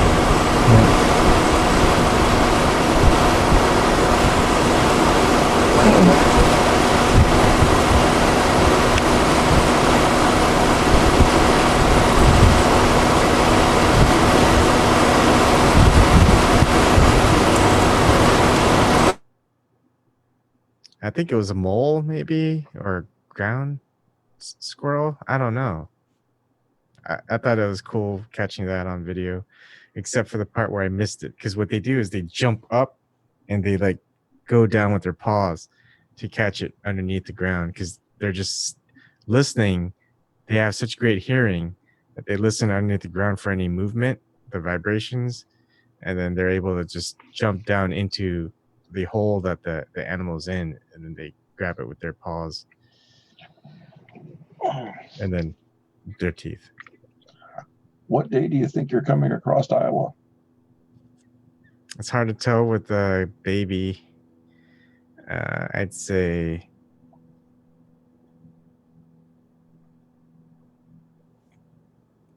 Wednesday, Tuesday. Oh, that's a long time in the future. Tuesday. Weather might be all cleared up by then. Yeah, I'm hoping.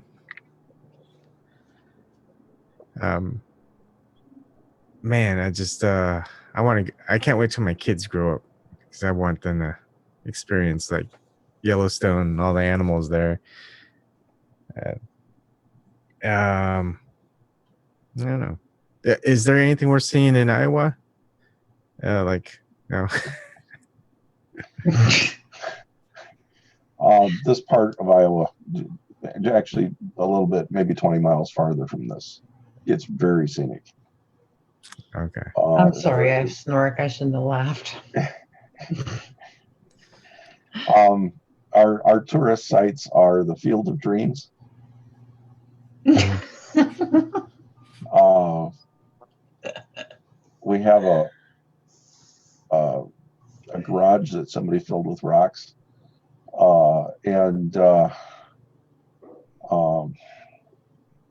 movie Twister was filmed here, right by the Field of Dreams. You can go catch them both in the same day. And they left the farm just like it was, and I think they each year try to make it look bad. But Other than that, there's 2 parks here. One's called Strawberry Point. That would be a good one to take your kids to.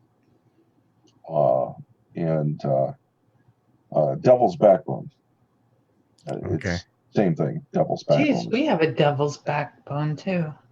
Yeah. And then yours is probably higher.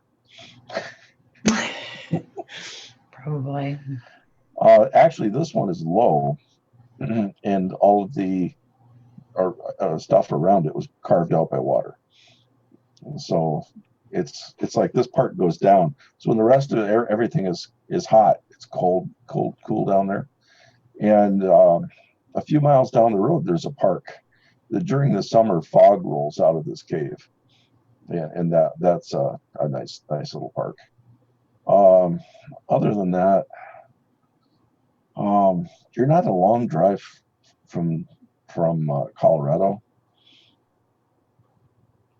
so you'll find some stuff there. You'll find some mountain fishing.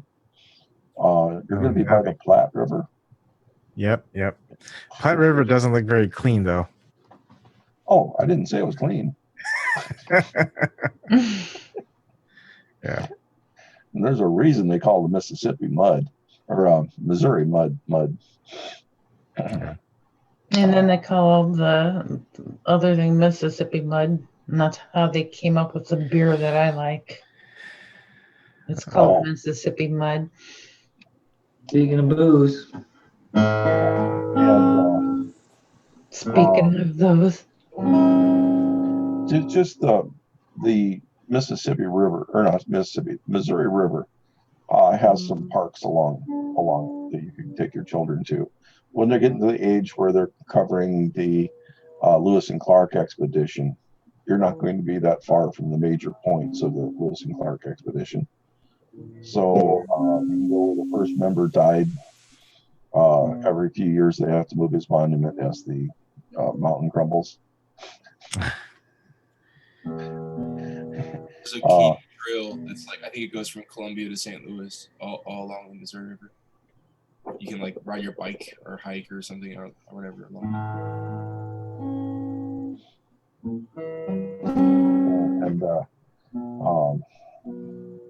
And Nebraska, you're going to be right by the Air Force Museum. SAC Museum. Okay. I've never been there. Yeah, that'll be an interesting thing once the kids get older. They have either an A12 or an SR-71 face level. You can walk right up to it. They probably wouldn't want me walking right up to it. They go, hey, the guy that has that show. Well, it's actually hanging from the ceiling, but there's a walkway that goes beside it, and you can go right up to it. I'll definitely check it out. Hopefully, I could film some stuff, and they allow people to film that, right? Oh yeah. Okay. There's a U2 there too. Anything important was gutted out of it. Yeah. And then one of the a replica of one of the Lewis and Clark longboats is at West Bend, Iowa. I think it's West Bend. There is a part of Nebraska that is a remnant of Iowa. Oh, it's called Carter Lake. There's this little bulb of Iowa that sticks into Nebraska, separated by the river, and that area has a national park. I think I was gonna fish in Carter Lake. I can't remember. By the airport.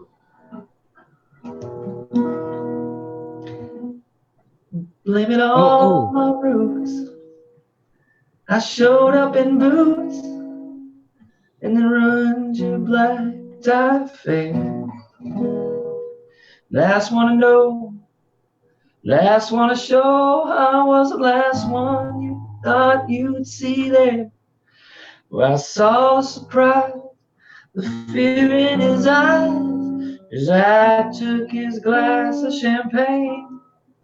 I toasted you, say honey, we may be through, But you'll never hear me complain, 'cause I got friends in those places where the whiskey drowns and the beer chases my blues away.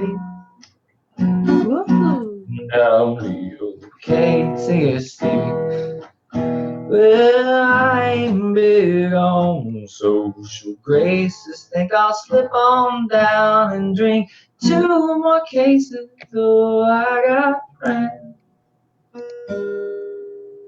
in low places.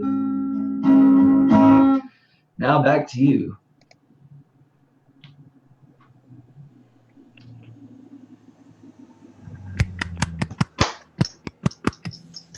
Good voice, man. That was awesome.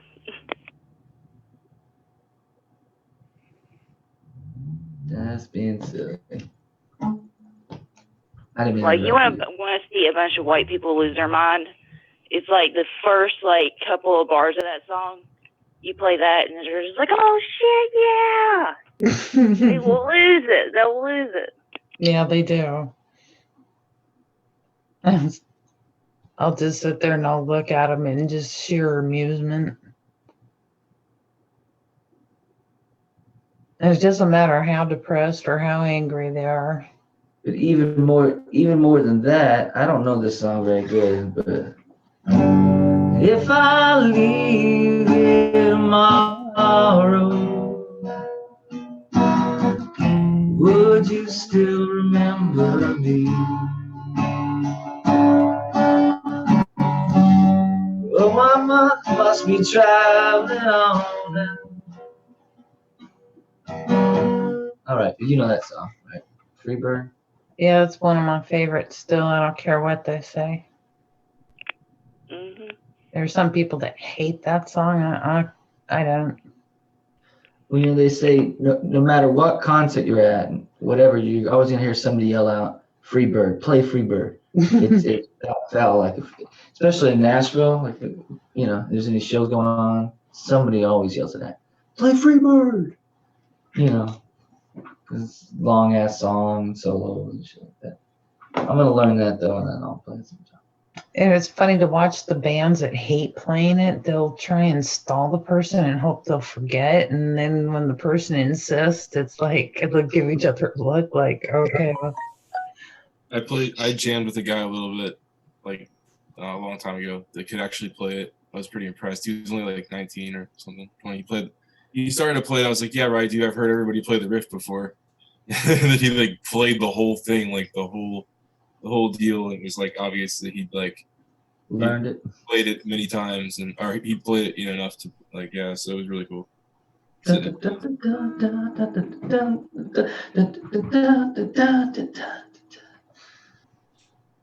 That was a shit. It's pretty sweet. It's some pretty amazing guitar stuff, obviously. You know, it reminded me of Meatloaf, Paradise by the Dashboard Light. Do you guys ever hear that song? No, I love that one. I love Meatloaf. Just a cool tune. I don't know why that reminded me of it. I guess the complexity of that song. And it's going cold and dark night. Wasn't pretty much anything he sang complex. I mean, I remember. Ain't no doubt about it. We were doubly blessed. She was barely 18 and we were barely dressed. Something like that. You have to listen to this song. What are we making? This is Alan's first time on this show, and we are the most quietest tonight. Who? It's Alan. Alan in the chat. It's his first night here, and we are the most quietest, most peaceful.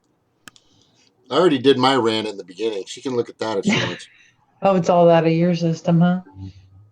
I'm quite sure of the right. Well, we're about to sing a song. What are we singing, Sir Chad? You say what? What are we singing, bro? I was saying, welcome, Alan, to Montauk. Welcome to Montauk. Welcome to Montauk. Are you still here? No. Alan. I don't know. What do you want to sing? What do you Nah. feel like singing, buddy? Okay, we should have a karaoke night. I'm going to say it. Let's have it, I don't know, like a Thursday. That's hard to do with this program. No, we can do it. We can show it like, I can do it like this. I could put it up. Here, let me show you. Because it's like our voices cut each other off and cut. What's the one song called? You know how to be a sound man for something like this? I'm sorry. I'm talking like a... Okay, producer. Don't you have to have a sound person? I'm just a fucking musician. I don't do that shit. Yeah, you. So, are you a singer too? Do you sing? So how does it go with the YouTube? Like, you can show other YouTube, because I see people do it all the time. They show somebody else's whole thing, and they're talking about it. There's no strikes. I know, right? Like, I think if some people get favorited or something.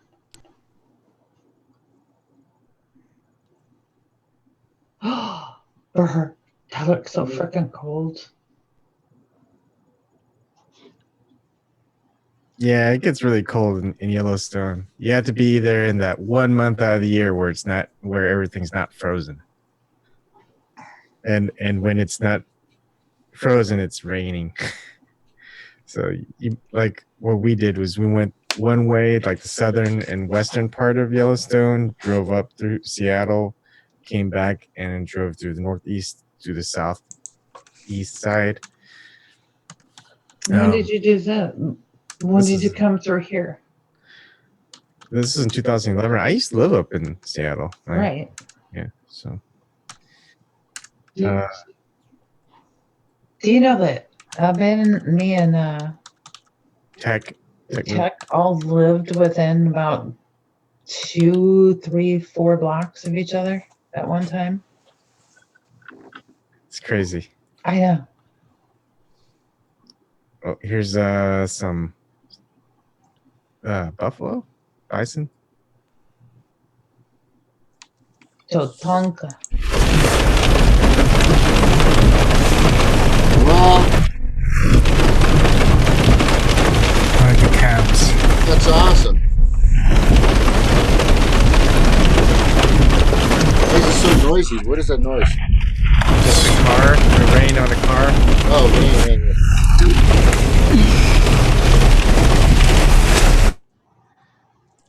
Yeah. That's And buffalo, man. Yeah. There used to be a bazillion of those. I know. Can you imagine just seeing them littered all over the plains, just as far as the eye can see?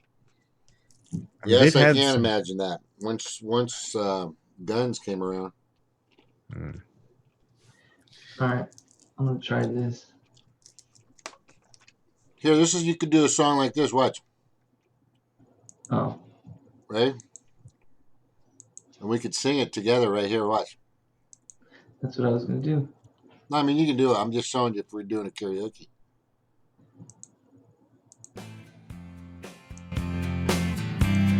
Wait. I can do this. I can do this, man.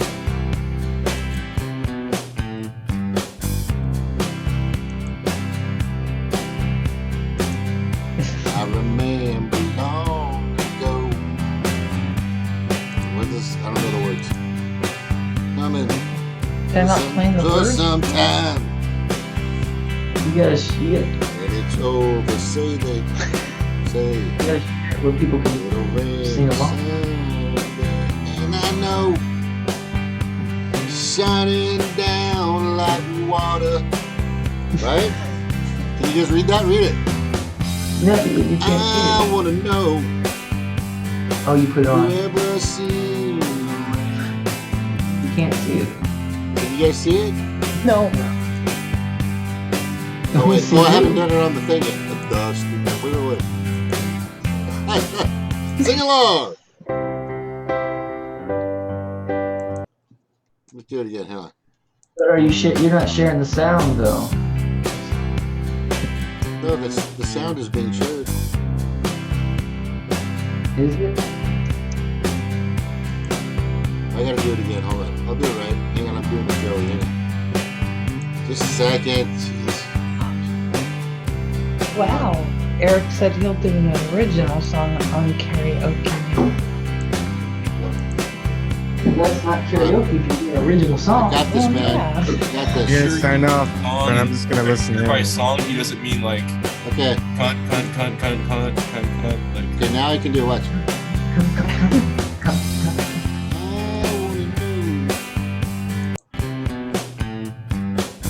Someone told me long ago there's a calm before the storm, and I know And it's been coming for some time. I fucking forgot that part. I don't remember. We should try something more. But, you know, but there's all kinds of songs, man. Watch. Well, see if it's hard to hear the music though. You share the music. Oh, but with I thought I was sharing the music. Look.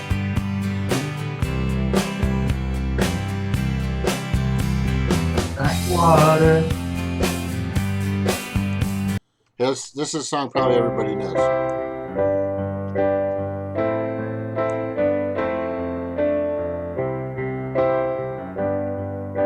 Are we gonna get copywritten for this? When I find myself. Probably. When I find myself in time. So, Here comes me speaking words of wisdom. Let it be. In her hours of darkness, she is standing there right in front of me, speaking words of wisdom. Let it be. Let it be. Let it be. Let it be. Yeah. Let it be. let it be. Let it be. Let it be. Have a heart. Broken hearted. I don't think Let's do it. that's Let's do right. another. How the? Yeah, we'll do this one. But you guys can read it though, right? And hear it, kind of. We can read it, but I mean, it's hard to hear the music.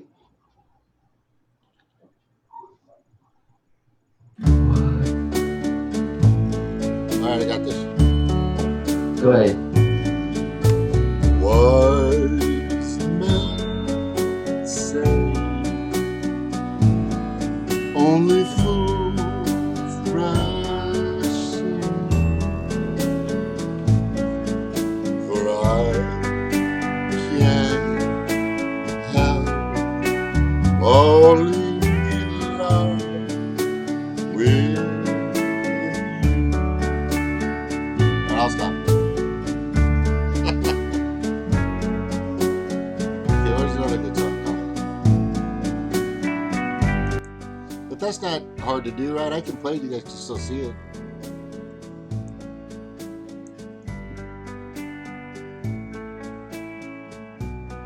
Just need to work on the sound, man. For Oh, I think I had this. Let me. Here, let me share one and see what you can listen to it. And Okay, then go for it. Tell me. Yeah, go for it. All right, here we go. Okay, share its computer sound. Okay. Yeah, I thought I did that. Oh, that's better. That's better. Yeah, all right.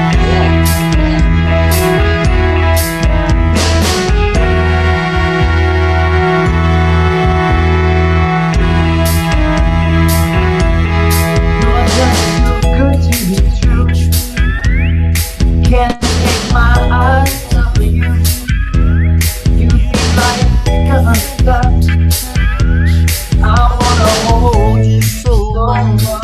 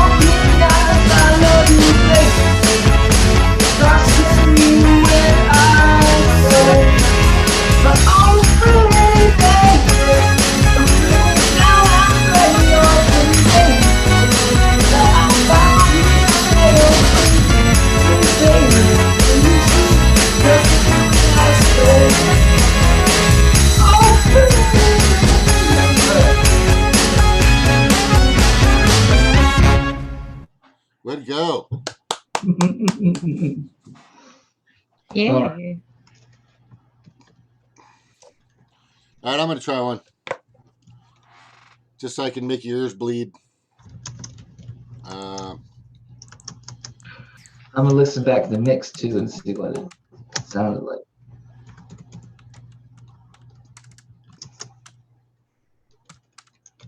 Who's okay?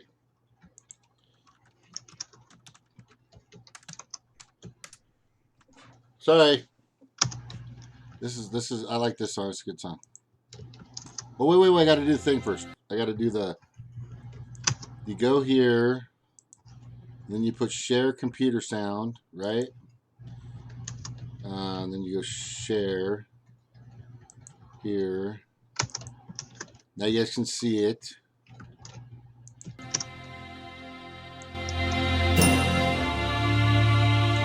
I don't know if you've ever heard this song before. Okay, hold on. Gotta get a microphone. All you have to do is touch my hand and show me understand, and something happens to me that's some kind of wonderful. And anytime my little world seems blue, I just have to look at you, and everything seems to be some kind of wonderful. I know I can't express this feeling of tenderness. There's so much I want to say, but the right words just don't come my way. I just know when I'm in your embrace, this world is a happy place, and something happens to me. That's some kind of wonderful. You ever heard that song? Who's ever heard that song before? Everybody?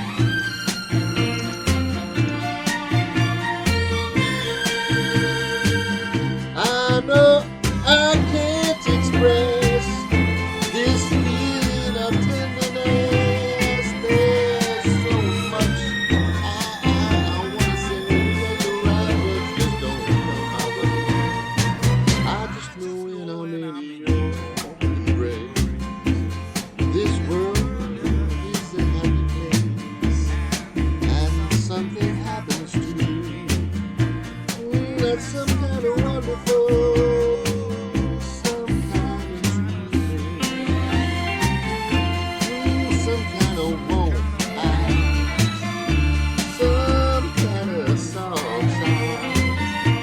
Lord, it's some kind of wonderful. Oh, yeah, wonderful.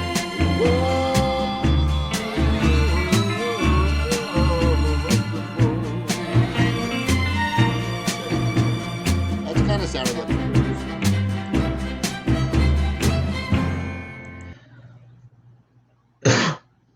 Sorry, didn't mean to fuck up your ears.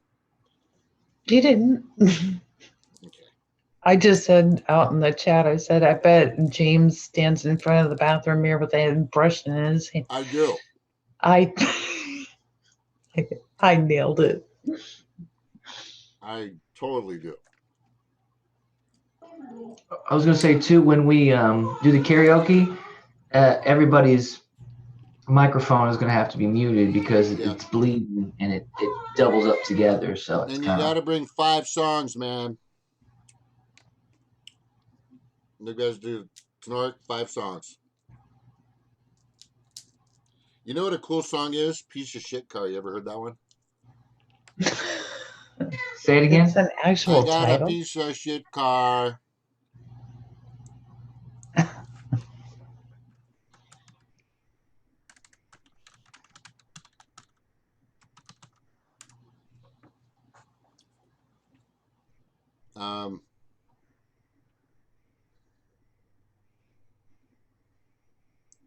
Wait, I don't know if this is it.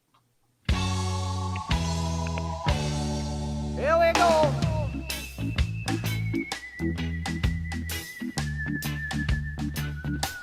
No, no,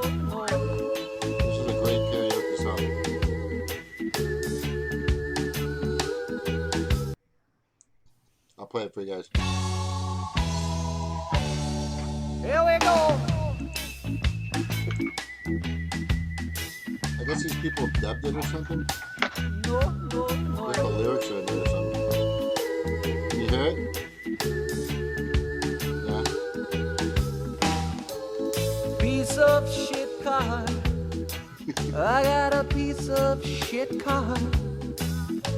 That fucking pile of shit never gets me very far.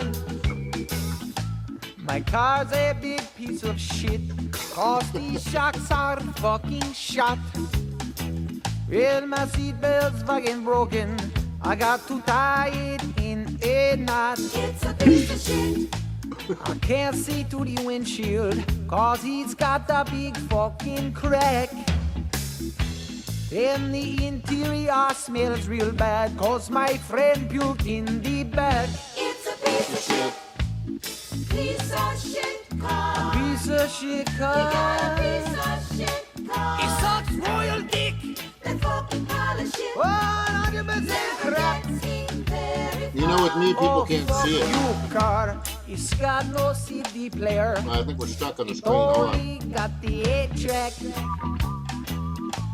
Whoever designed my car can lick my sweaty nutsack. They can bite his ass too. And I got no fucking brakes. I know he's way out, asshole. You fucking piece of shit. Piece of shit. I got a piece of That's a shit. good song, though. We're stuck on the screen, so hang on, I gotta fix that. That pile of... You guys don't know that song? It's one of the greatest songs of all times.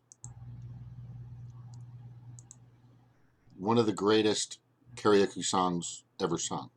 That's like the crowd favorite. I got a piece of shit car. All right, anyway. That is a funny song. It is. Yeah. Now that the Democrats are neoliberals, everybody's got a piece of shit car. Everybody's got a piece of shit car. Piece of shit car. I've got a piece of shit car. It's a piece of shit. Yeah, put that There's little... a metal song called 2-Ton Paperweight. It's about, a shitty car and how he wants to drive it off a cliff and all this. What's it called? What is it called? 2-Ton Paperweight.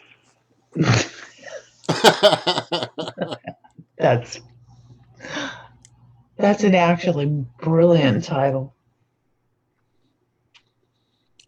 Christian's saying, what about doing the ultimate showdown of ultimate destiny? I don't know what that is. Do you guys know what that means? No, you'll have to explain it. You're going to have to fill me in on the details there, Christian. Oh, Chad, you should make a song like, it's a piece of shit government. Yeah. And we should just have it, right? We got a piece of shit government. They always do nothing. They're a bunch of fucking criminals.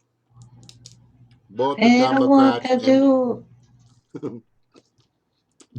Go in front of the firing squad. I want old-fashioned fire squad. Gotta load it up, though. have them line up. Can't you imagine how many fucking chambers are gonna get loaded?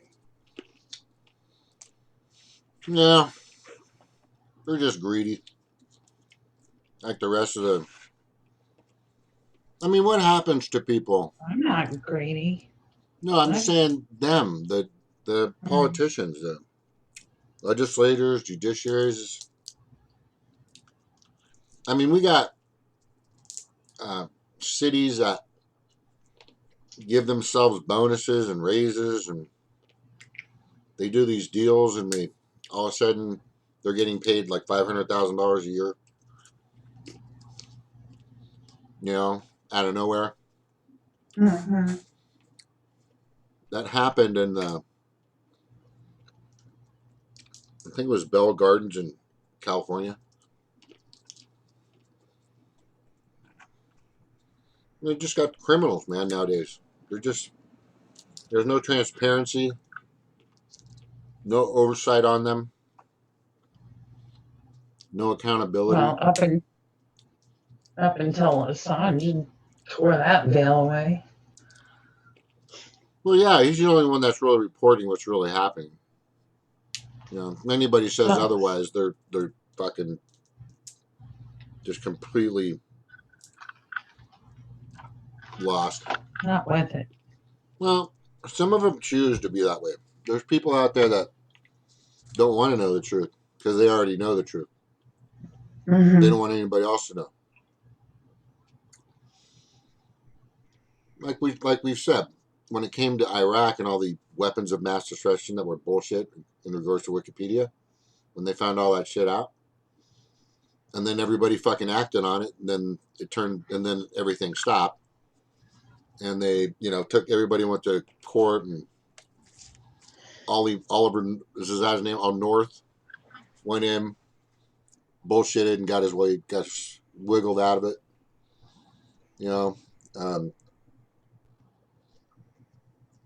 Who's the black guy? Condoleezza Rice, all these fuckers that created 9/11. And then WikiLeaks came out and started all that. They're the first domino, WikiLeaks. Now WikiLeaks has exposed the DNC and Hillary, and nobody wants to pay attention. Now WikiLeaks are criminals for shedding. Whistleblowers. Whistleblowers are. What are whistleblowers for? Narking. Yeah, they're blowing the whistle on something that everybody should know. That a whistleblower is not the bad guy. Somebody who's releasing like a double agent that tells another country our defensive secrets or something. That's there's a word for that. I forgot what it is, but Hang on, that's you, Cheryl, right? that's Cheryl. EAGLES, Eagles.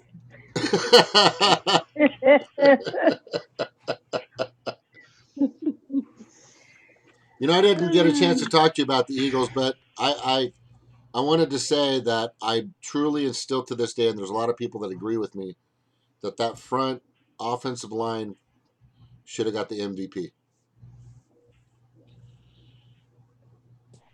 If you they awesome, man. They did their Philly style play, and we didn't even know about that play at the Super Bowl. Yeah.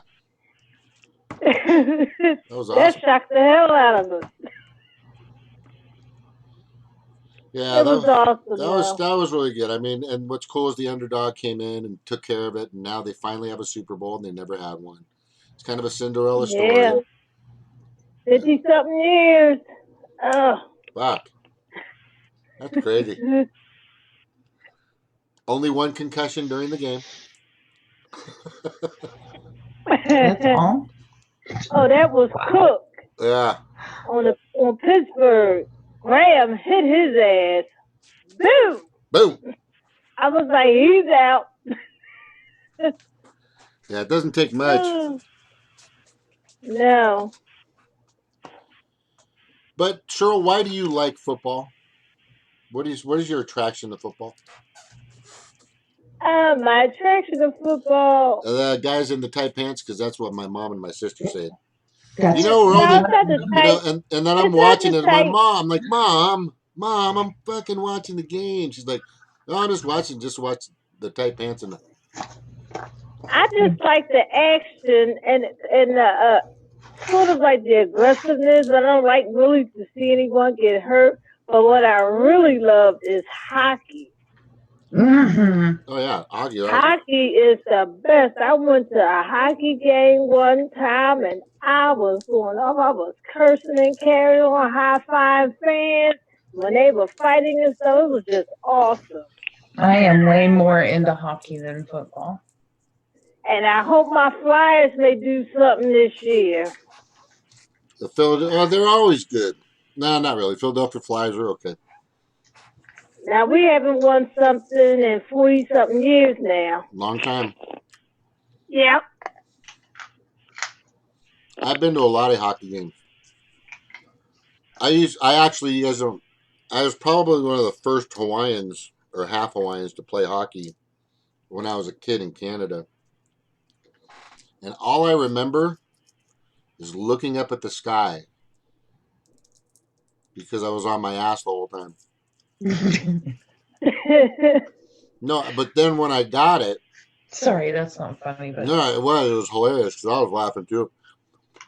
It was so fun. You get bounced around, and if you don't know what you're doing, these kids they'll zero in on you, man. mm-hmm. But after a while, I got it, and I got them all back towards the end of the season. But and I love boxing and MMA too. I can't do boxing anymore. I just I can't. It can't drives me either. crazy. I watch MMA a lot because I do it. I've been in the octagon, not professionally or fighting, but sparring and kind of like practice sparring with helmets. There's only a couple times that I've actually been in there and went after it with somebody playing around. We started playing around, and then he throws this freaking spinning back kick and just misses my head. Okay, motherfucker. So I started to unload on him and he stopped. But I'm going to tell you right now, that's not a joke. Mixed martial arts, and what people don't understand is the ground game, which is called rolling when you're training in Brazilian Jiu-Jitsu. Chad's leaving. Bye, Chad. Is in Brazilian Jiu-Jitsu, that grappling and the ground wrestling and the Jiu-Jitsu is more taxing and harder than standing up throwing kicks and punches. It is just grueling because you're using muscles you've never used before. Hey, Eric. Where's Eric? Oh, there you Hey, Eric. Hey, how's everyone? I highly recommend, and I've just done nothing really. I know a little bit of this and a little bit of that. I'm not like a super, black belt. I think the biggest I got was like an orange belt at one time, or yellow or something. But the thing is it's the coolest thing you could ever do. And I think there's been some people on here that have taken some courses, but I strongly recommend taking a mixed martial arts UFC class. Just go do it for the tester. Just go try it out. It's serious workout. Hey, I heard Mayweather's trying to get an MMA fight. No, there's no way. No. He beat the crap out of you know what? I gotta say, I don't know if that was rigged or what, but Colin McGregor to stand in that long boxing with a guy that fast, same weight. I mean, Floyd Mayweather, he's the greatest boxer of all times, and he finally retired at number 50 win of his life. I honestly don't think he's the greatest boxer because a lot of his fights he ran around the ring. He won. Yeah, he won, but he shouldn't have won. Well, he's not a trade punches kind of guy. He knows he's a Golden Gloves pro. That means he's taken Golden Gloves to a professional level. Well, he's able to bob and weave and slip punches and get out of the way, and then come back and throw counters and stuff. He was a fucking genius in the ring, and he won. The way his method of winning, and which I still think is brilliant to this day, is his Golden Gloves mentality. It's touching. You don't have to hit the guy to knock him out. You just need to touch him in the right places. That didn't sound right, but you know what I'm saying? Well, I knew that already. Anyway, I like MMA. As soon as that came out, man, I was watching that. That's so awesome. But here's the thing about MMA and boxing, the difference. I know it's been bloody, and you've seen some bloody things in MMA, but the actual damage or the brain damage in boxing is 100 times more severe. Because if you do 10 rounds and you get hit in the head, 60 to 100 times, 80 to 100 times, your brain gets knocked around in your skull a lot, and over time, and you saw that with a lot of boxers. MMA guys that grow up to be old, they're still doing calculus and they don't have Alzheimer's. You know what I mean? They're doing fine because they don't get hit a lot. Once you're out, you're out. Once you're done, you're done. Once you're in a chokehold or once you're submitted, it's over. Boxing, you can get an 8 count, but you can still get a count and an 8 count in MMA. But in boxing, the standing 8 count is the guy will come up to you, the ref, and he'll come up to you and he'll go, "You okay? You all right?" Shake you, look at your eyes, make sure you're just not all googly, and they'll send you back out there for more punishment. But in MMA, once you're done, you're done. Once you've been submitted, once you're out, you're out. They're not going to go, "Hey, you want to keep going?" So it's still physical, but the reason why I like MMA the most is because it's if you've been to the training, if you see what they do, and it's everything. It's not just, it's wrestling, it's taekwondo, it's Muay Thai, jiu-jitsu, Brazilian jiu-jitsu, Roman grappling, wrestling, American wrestling, everything. Hey, do you guys remember Gerald McClellan from 1995? He was fighting Nigel Benn and got paralyzed. Well, in a boxing match? Yeah, it was super middleweight championship. Wow, I don't remember. Whoa. I remember that fight because I've seen that guy McClellan collapse, and he was out, and he's paralyzed now. He's blind, hearing impaired, and suffers short-term memory loss, and he's in a wheelchair. Holy crap.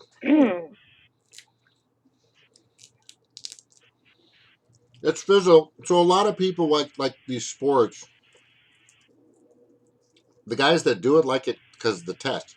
It's not just, here, I gotta play this. This is good. You're gonna enjoy this.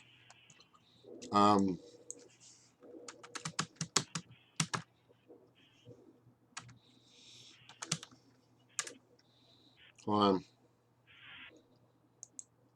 This is me that I'm fighting against. All the stuff all the negativity me of. I said to stay calm. Hello. Auto suggestion. Like in the of confidence, condition. I'll show you guys this. This is pretty cool. Now this is a guy who, in my opinion, gives a great summary or perspective in very great detail of the chess game that's played in a ring of MMA or boxing, and he does other sports, but it's pretty cool to watch it. And I watch him not just to watch what he does, but to learn what he's doing, which is pretty cool. To learn what he's pointing out with some of these athletes. He's the highest. This is the strawweight championship with Rose Namajunas and Joanna Chavinka, whatever her name is. And Rose is just gorgeous. If you've ever seen this girl, she's just probably the most beautiful girl in MMA, or probably on the planet, in my opinion. She's just fucking gorgeous. Not the most, but if you know what I'm saying. But she's just very well put together. Composure, content, and be a champion. I just kept telling myself, just stay calm. I just said my mantra. This guy's got some great in the fight, videos. which is confidence, condition, composure, content. I'm a champion. Hello. Autosuggestion is a psychological technique related to the placebo effect. It is a form of self-induced suggestion in which individuals guide their own thoughts, feelings, or behavior. The technique is often used in self-hypnosis. The way you think and feel about yourself holds real, physiological changes on the mind and body, which is also confirmed by the placebo effect. It appears Rose has adopted a powerful tool to ensure she is in a good place mentally. A mantra. Confidence, conditioning, composure, content. I'm a champion. She is auto-suggesting herself into a good place mentally, reaffirming her worthiness in that grand stage. Versus a woman, the world deemed invincible, and considering what she was up against beyond that. Joanna Jędrzejczyk has had a history of psychological warfare, attempting to get into the heads of her opponents. She understands the impact a comprised mind has, thus Joanna actively sought to break Rose all the same, even poking at her history. You know what? You are not stronger mentally. You are mentally unstable, and you are broken already, and I will break you in the fight. But Rose, ice cold, calm, present to the moment. You can see her murmuring her mantra, confidence, conditioning, composure, content. Confidence, condition, composure, content. I'm a champion. I'm a champion. Over and over, the mantra has become a meditation in and of itself, her version of...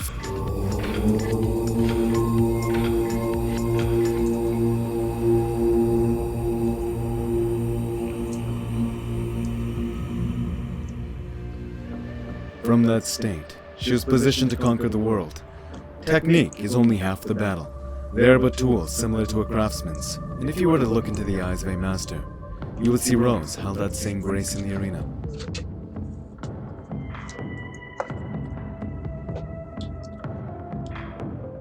I believe this was the first time Joanna fought an opponent like this. The nimble and fluid forward, perhaps inspired by her karate and taekwondo background. The lateral movement frequent. Now, the champion, Rose with the short hair, is fighting the champion. She's held the championship for almost 2.5 years now. And Rose is the up-and-coming. Yeah, I watched that match. That was badass, wasn't it? Changes in rhythm and cadence. Yes. But here, It was listen no to this longer guy. a You gotta hear this game guy. where opponent just He's advances almost against done. her. This was He's Joanna halfway down Jędrzejczyk, already. the confident, focused, technical genius. There was nothing wrong with her mentally. She just looked confused at times. A lot of her shots hitting air. Despite having a half-inch reach over Rose, she was having trouble gauging the distance for her shots. This is because of Rose's footwork. It's like Rose's feet were painting a portrait Joanna's eyes had never seen before. She did not have an experienced dancer to catch her. The human eye has trouble gauging objects moving head-on, and so when we pair that with the changing rhythm and lateral movement, when Rose finally decided to commit, Joanna did not see the shot coming until it was too late. And just the way she tapped signified she was conscious. Her will had broken. She was not just concussed, she was overwhelmed. Joanna did not have an answer for this weird, fluid movement. This dominant victory was only possible because of Rose's mental state. If she was not calm and confident, regardless of what she did, cortisol would have evoked muscle tension, and she would not have that fluid footwork, regardless of how much she drilled it. Literally, a physiological response resulting from mental state. Your mind affects your body. Without calm, she would have her decision-making hijacked for more primitive reasons. Thus, she would not be able to pick her shots and adjust her footwork as intelligently as she did in the moment. And with that lead hook, paired with Trevor Whitman as her boxing coach, the calm mental state mitigating cortisol levels, allowing a more fluid kinetic chain, Rose effectively transferred kinetic energy into Joanna's chin. Literally, the more relaxed the muscles are, the more force you can transfer. Volkan Oezdemir highlighting this as well, sometimes lobbing a punch mere inches, concussing his opponent as a result. The power he generates from that distance is absurd. Bruce Lee attributing the power of his 1-inch punch to relaxed technique. The more relaxed the muscles are, the more energy can flow through the body. Using muscular tensions to try to do the punch or attempting to use brute force to knock someone over will only work to opposite effect. Conclusion? Meditation, autosuggestion, and a good circle of supportive people who genuinely wish the best for her. All these came together to reinforce her calm focus. Her boyfriend is her coach. He's fucking awesome. Great, just super fun guy. Just very supportive. you couldn't want this girl to be with anybody else but this dude. He's fucking super cool. So far he's been a cool guy. But that's they're a good team, you know. Thus she took her techniques and painted out the reality she wished for. Let this be a reminder, regardless of how impossible the odds may seem, remain calm and believe you're worthy, for to your surprise, you may find you truly are. Thank you, Rose Namajunas, for this lesson. Hope you enjoyed the video. Smash the like button if you did. Sukama. And until next time. Pretty cool. Peace.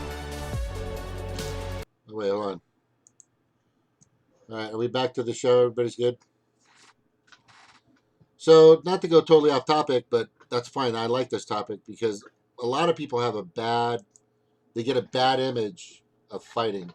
And remember, please know this. This is the machine. This is like in Star Trek, right? Star Trek, you have, what's that place? Stevie, you know it. The place where everybody, the control room, right? What do they call that? Where everybody hangs out, right? It's all up here, and the rest of it is the vessel. So I see people do tattoos. I see people flog themselves. I see people, doing all, racing cars at high speeds. I've been to IRL races and NASCAR races, and IRL. Snork is falling asleep. I've been to IRL races where these cars are going around the track at 240 miles an hour. 240 miles an hour. Crazy. So there's, and then you have planes that are flying races and shit like that. There's so much, there's surfers and giant waves, and we cannot help but test our abilities. A lot of us are like, I used to do it. I still do it to this day.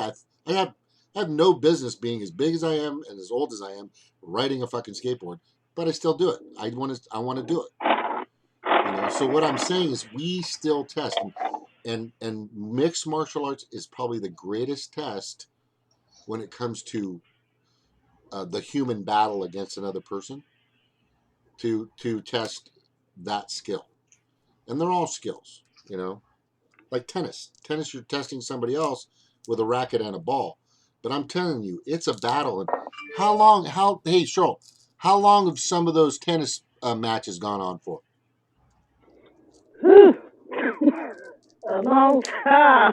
I think there's one that went on for like 12 hours. Yeah. Something like that. Imagine playing for 12 freaking hours. Good morning, Snark. Good morning, Snark. But what I'm saying is, our bodies, there's a guy that runs like 75 miles through the mountains and the snow in high altitudes. There's a new thing called ultimate foot racing, where they don't just do 26 miles, they do like 58 or like 60 miles, and they just fucking run. These people run forever. They run across the Mojave Desert. You know what I'm saying? They're I mentioned that bike ride. There's a bike trail, Katy Trail on Missouri River, and I know some people who did a big circle from Southeast Missouri, and it was like hundreds of miles, and they did that. And I was like, "How did you do that?" And he was like, my friend was like, called him Barney. He's like, Chris. He's like, well, I just eat a lot and drink a lot. And I also, being on couch surfing back in the day in southern Missouri, southeast Missouri, I would get people sometimes, they were biking from Chicago to Memphis. I would get them coming through and post them and stuff. That was pretty common. I think for some reason, I guess it's pretty flat, probably, from Chicago to Memphis. But anyway, yeah, people. The Tour de France. That's a good. I used to love running. I pushed myself to I could run like 10 miles. And I could run 10 miles sometimes. It's so fun doing that kind of stuff. The most I ever ran was in the Navy, and I did 12, just over 12. But that's the Navy. You know what I mean? I think everybody was fucking running 12 miles back then. But the thing is he's got a good point. The Tour de France, that's grueling. How many days is the Tour de France, Ben? Do you know? It's like 6 days or something. I don't know. Yeah. I don't know. I mean, I forgot what a triathlon was. I'm not even sure what that is. Yeah, the triathlon on the Big Island, like the big one, that's super grueling. I mean, here's the point I'm making is What is a marathon? I don't know. 26. I don't know. 26 miles. 26 miles. If I could walk 26 miles, I'd be awesome. Rick is like 65, and he runs marathons all the time. There are 70-year-olds in triathlon in the Ironman competitions. Not to make it seem like we're super lazy and fat, but I'm just saying. this is not good. Maybe I should change the subject. I'm feeling a little shitty about myself right now. Eating my fucking salty peanuts at night. So bad. I'm just saying there. You know, we're an amazing species, and we can do so many great things, and then, you know, because of the leaders that we have, there are people protesting about people being in the Olympics and people not going to the Olympics because other fucking countries are going to the Olympics, and it's fucking stupid. Yeah, they banned in Russia. They shouldn't ban Russia. That's like the stupidest thing ever. They're like our greatest competition. I think the Canadians started it to ban Russia because that's their biggest competitor. So if you got somebody that can beat you in the Olympics, cause a controversy, say they drugging. Is there any precedent for that? Is that official? I'm gonna look it up. I said, is there any precedent for that? And is that official?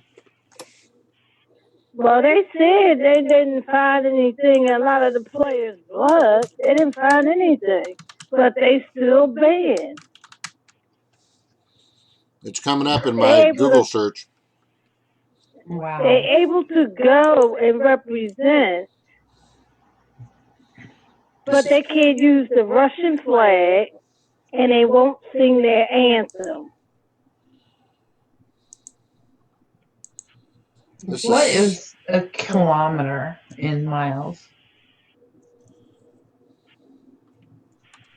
Telling you, it's fucking stupid, man. Stupid. Does anybody know how Hey, to? you know what? I forgot to change my thing. Sorry. Seems to me like it's about 0.6. Okay, so in the triathlon, there's a 1.5 kilometer swim, 40 kilometer bike ride, and a 10 kilometer run. Oh, 0.9 miles swimming and 6.2 bicycling. Wow. There's like a super triathlon. There's like all kinds of stuff. Like there's definitely like 200-mile races and stuff. Oh, holy crap. A town right next to me has their own. You guys have a lot of people in your cities. Okay, you're in Seattle or Oregon, Rebel? Everett, Washington. Everett, Washington. There are some athletes out there on bikes, right? Cruise around the spandex. Yes. Yeah. Live in spandex. Yeah. Not too many probably where Snork is. Definitely there's a few out where Eric is in Florida. Mm-hmm. Probably you won't see any of those people. You probably won't see any of those in West Virginia. It's kind of seasonal, and there's like the buses all have, I think almost every bus has can accommodate 2 bicycles in the front, like on a bike rack. And there's like hooks, like in I think every, like it's called like the Max. Like Yeah, we got those too. Mm-hmm. But you know what else we got? Bike routes. Let me tell you what else we got.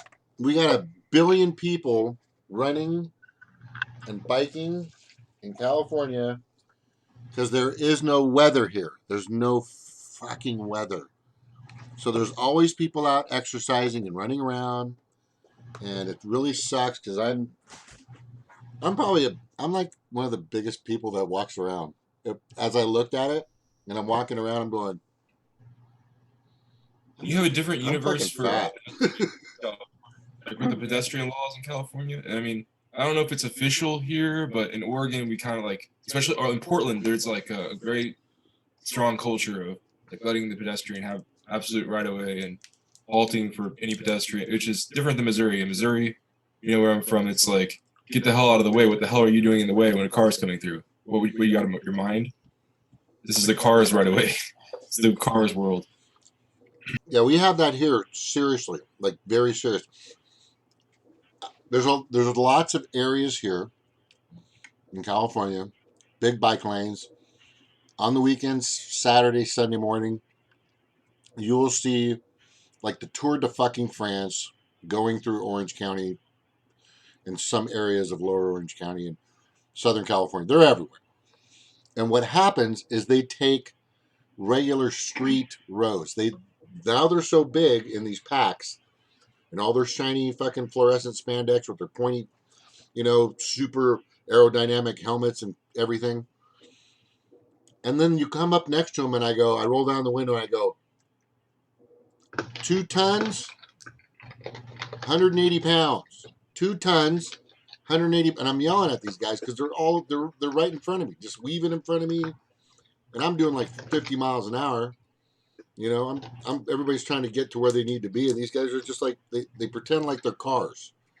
And I'm saying, you guys need to get off the fucking road, not just stay in the bike lane. That's all I'm saying. Just stay in the bike lane. There was a day in France last year called like the Car Free Day. I think that's pretty cool.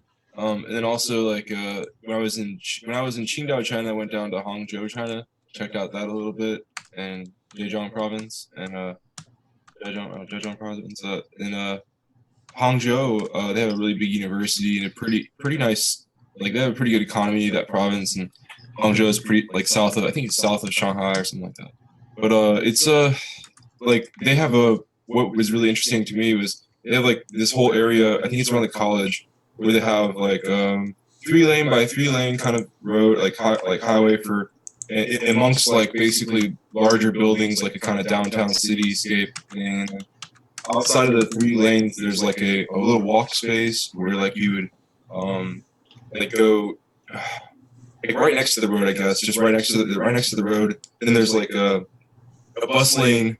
A little bus lane like stops where the bus kind of pulls off, so it's like all that. But then right after that, there's another section which is like another separate road, which is maybe about 8 feet wide, and it's for bicyclists and moped riders, and they get their own lights that like kind of coincide with the lights of the the main like whatever it is way of like the 3x3 road or whatever 2x2. I think it was maybe 3x3. It was pretty big, like 2x2, 3x3.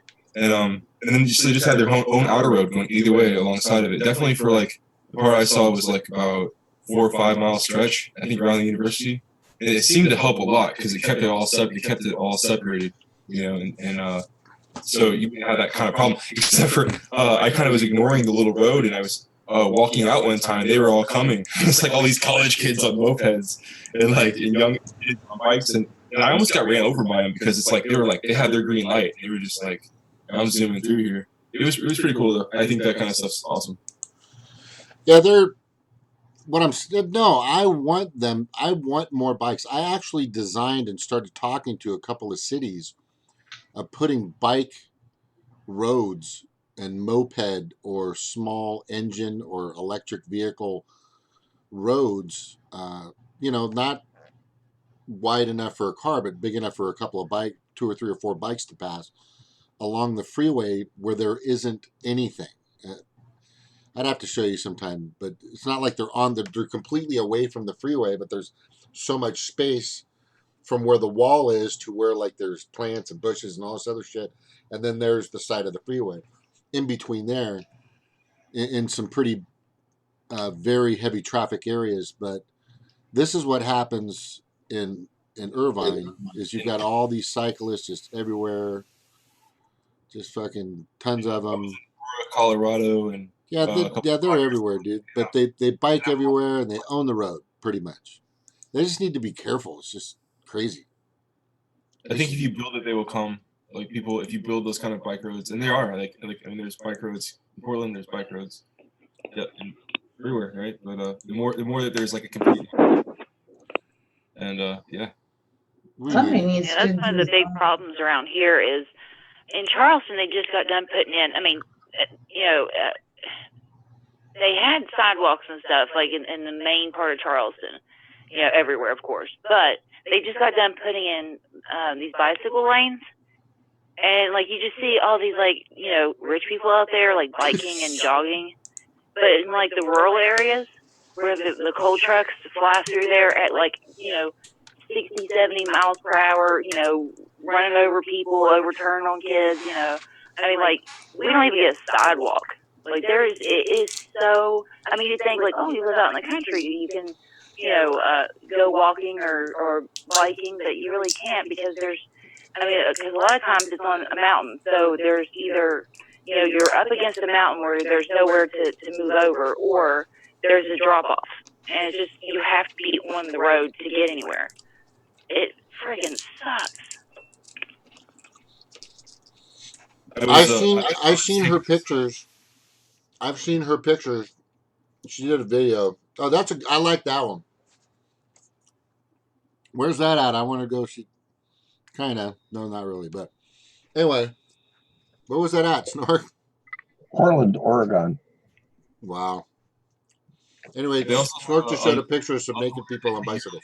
Annual underwear bus ride, or like underwear on the public transportation day or something like that.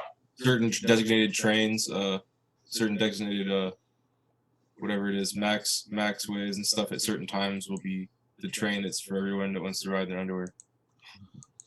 But there's got to be a way to utilize the space that we have for more bicycles. I was going to say, and I kind of refrained from this, or got sidetracked from naked people on bicycles. But in West Virginia, and the streets that I saw where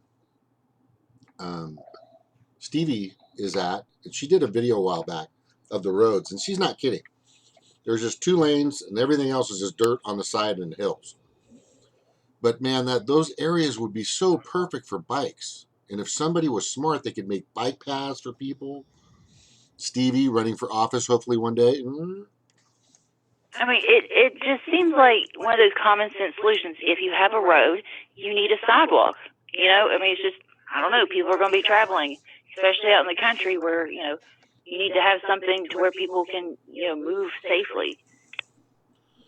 Yeah, when I ride my bike, there's a park like not even a mile from my house, maybe not even half a mile. I'd love to just walk down there. It's probably like a 10-minute walk. I would love to just, take Eli down there, on nice days. But getting out on that road, no way, especially with a kid. I mean, I grew up in an area where, a couple of kids passed away because a coal truck turned over on them. They got crushed. And I'm like, I don't want to end up one of those statistics. If it was wide enough, you could have like just government subsidized segways for everyone. Just like, well, it'd still be dangerous. Well, what I would do is see a curb. What a curb does is it's supposed to keep that car from jumping that curb. Nobody wants their tire or the rim to hit the curb. Not that it's going to keep a car from hitting you, but it's a lot better than being on an easier transition of a car just simply going, to the a little bit to the right and hitting you on the side of the road. But it just seems so simple that we should definitely extend to the bike people, to those people that commute with electrical, small engine, or just pedaling, whatever, segways, whatever they're fucking riding. There needs to be more of those for sure. It would totally help. Has anyone here not seen somebody like riding a bicycle, like getting like 3 blocks ahead of them while they're sitting in traffic? Oh fuck, all the time. Dude, that happens in LA and in where I'm at. That happens every day. The guys The guys on the motorcycles for sure, they're fucking ahead of everybody on the freeway, of course. But bicycles on a jam-packed road, let's just say going by Disneyland or going by Angel Stadium, because I'm right next to there, by the pond where the Ducks play. I'm right next door to there. I mean, there's some serious roads that get seriously packed during the serious time of rush hour traffic in the morning and at night. So I have seen countless times where the guys on the bicycles shoo shoo shoo shoo shoo shoo shoo shoo. They're just passing us. I just know I'm not going to catch up with those guys ever. There should be like that's a big cool. market space open to like these kinds of solutions, because I think a lot of people would pay for alternative or faster ways to get there, right? Yeah, it just needs to happen. We just have to have like I said, we got to have the right people in office, guys. When you have, I can't believe to this day we should be at 50% electrical vehicles right now, in my opinion, and we're not. We're not even close. I think we're at about 8% on the road, maybe.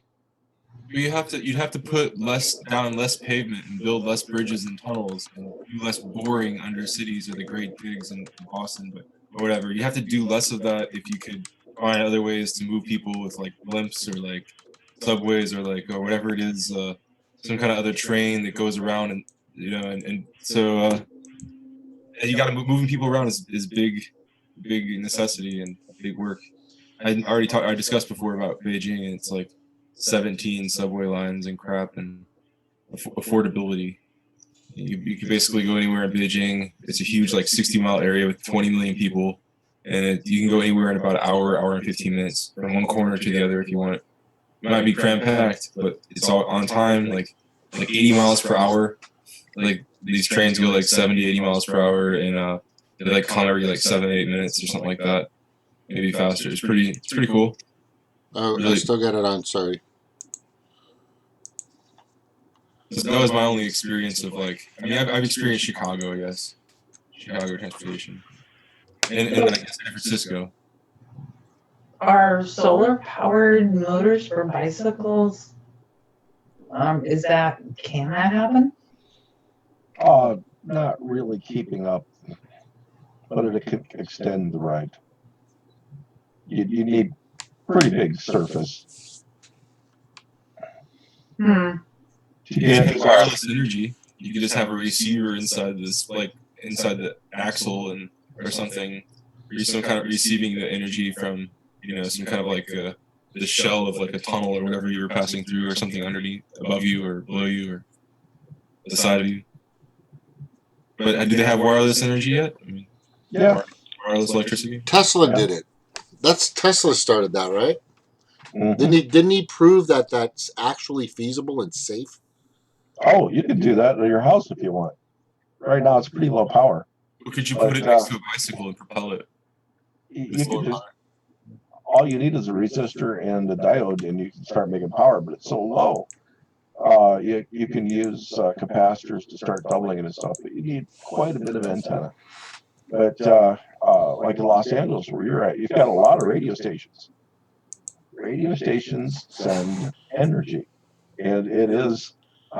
I've seen people light their fluorescent lights on top of their barns with powerful radio stations. Radio waves. Mm-hmm. Wow. That's crazy. I've heard of that before. So you can so if you have something that can receive and conduct that, or cultivate it and can conduct it, then you can have light. Neon lights and fluorescent lights don't really take a lot of current. Yeah. See, we can do this, man. We know. They know they can fucking do this. Like I'm saying, they know we don't need fucking motorized sludge. I mean, 50 years from now, I would like to see all the roads in what's called a Seraphim Drive. What's that? It is kind of like a displaced motor that when you put your car on it, the road is part of the motor and the car is the rest of the motor. And just shoot down at pretty good speeds. It's no wonder why they want to control us.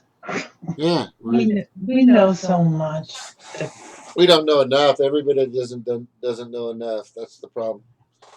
So when Tesla recently gave their I think they gave everything. They gave everybody their secrets of how they make these cars so fast and so powerful, which I think isn't a big secret, but they wanted more people to get into the competition. They wanted more. BMW jumped on quick. A few others jumped on with all electric vehicles. Chevy kind of did, but they want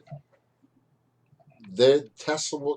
If Tesla has competition from others, they'll grow, and I don't think if Tesla ever, which I don't think is we're seeing any good signs from Tesla and what they've been doing in sales and units being sold per year has gone down. But that's not a good indicator for any country, especially ours. That's the company that needs to be the leader, because it's a fucking badass car. They're everywhere over here. I see a Tesla like every 20 cars is a Tesla, and they're not cheap. I think the cheapest Tesla you can get right now is about 70 or 80 grand used. Go through with like ending that Tesla tax or something credit like that you used to get, or I heard somebody talking about that at some point. Like there was. Well, in a Tesla, you can go in the carpool lane with only one driver. Like there was an electric car, kind of like reimbursement or something with taxes, and Trump was going to end that. Yeah, they have that too. They have a lot of incentives, but they've kind of cut those. Okay, hey guys, I'm getting kind of tired. Snork's been passing out. Eric, thank you for coming on, bro. No problem. Thank you for listening to my rant earlier. Take care, you guys. Cheryl, sorry I was babbling. Good night.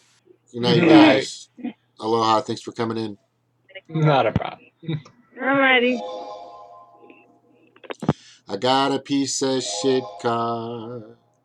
I got a piece of shit car. Yeah, so, I had to get that out earlier with my rant. A lot of stupid shit that's happening in our country, man. We're just talking about Iceland and how up-to-date they are. And they threw their bankers in jail. They threw those criminals in jail. They got sentenced. They got fined. And reparations, and not just reparations, but settlements were made to the people of Iceland for being ripped off, for their houses being taken away, for the crash in 2008, for the banks allowing this to happen in their country. Even though this is the country that fucking started it, these people are still roaming free and much, much richer than they were before. And they aren't going with electrical vehicles because they're too smart. There's no money in it. You power it up with solar, you drive it, it doesn't cost anything. It's gas and oil, man. Petroleum. That's where the big investment is. Fuck, when are we going to learn? Anyway, thank you all for coming to Montauk tonight. I was a little dead, but I tried to liven it up with some karaoke. I really need to work on my voice. It's just been a long time. Or I need to have a shot or something. Good night, all. Thank you very much for coming on. This is Jim with Montauk, and super big aloha for coming in. Take care. Thank you. Bye-bye.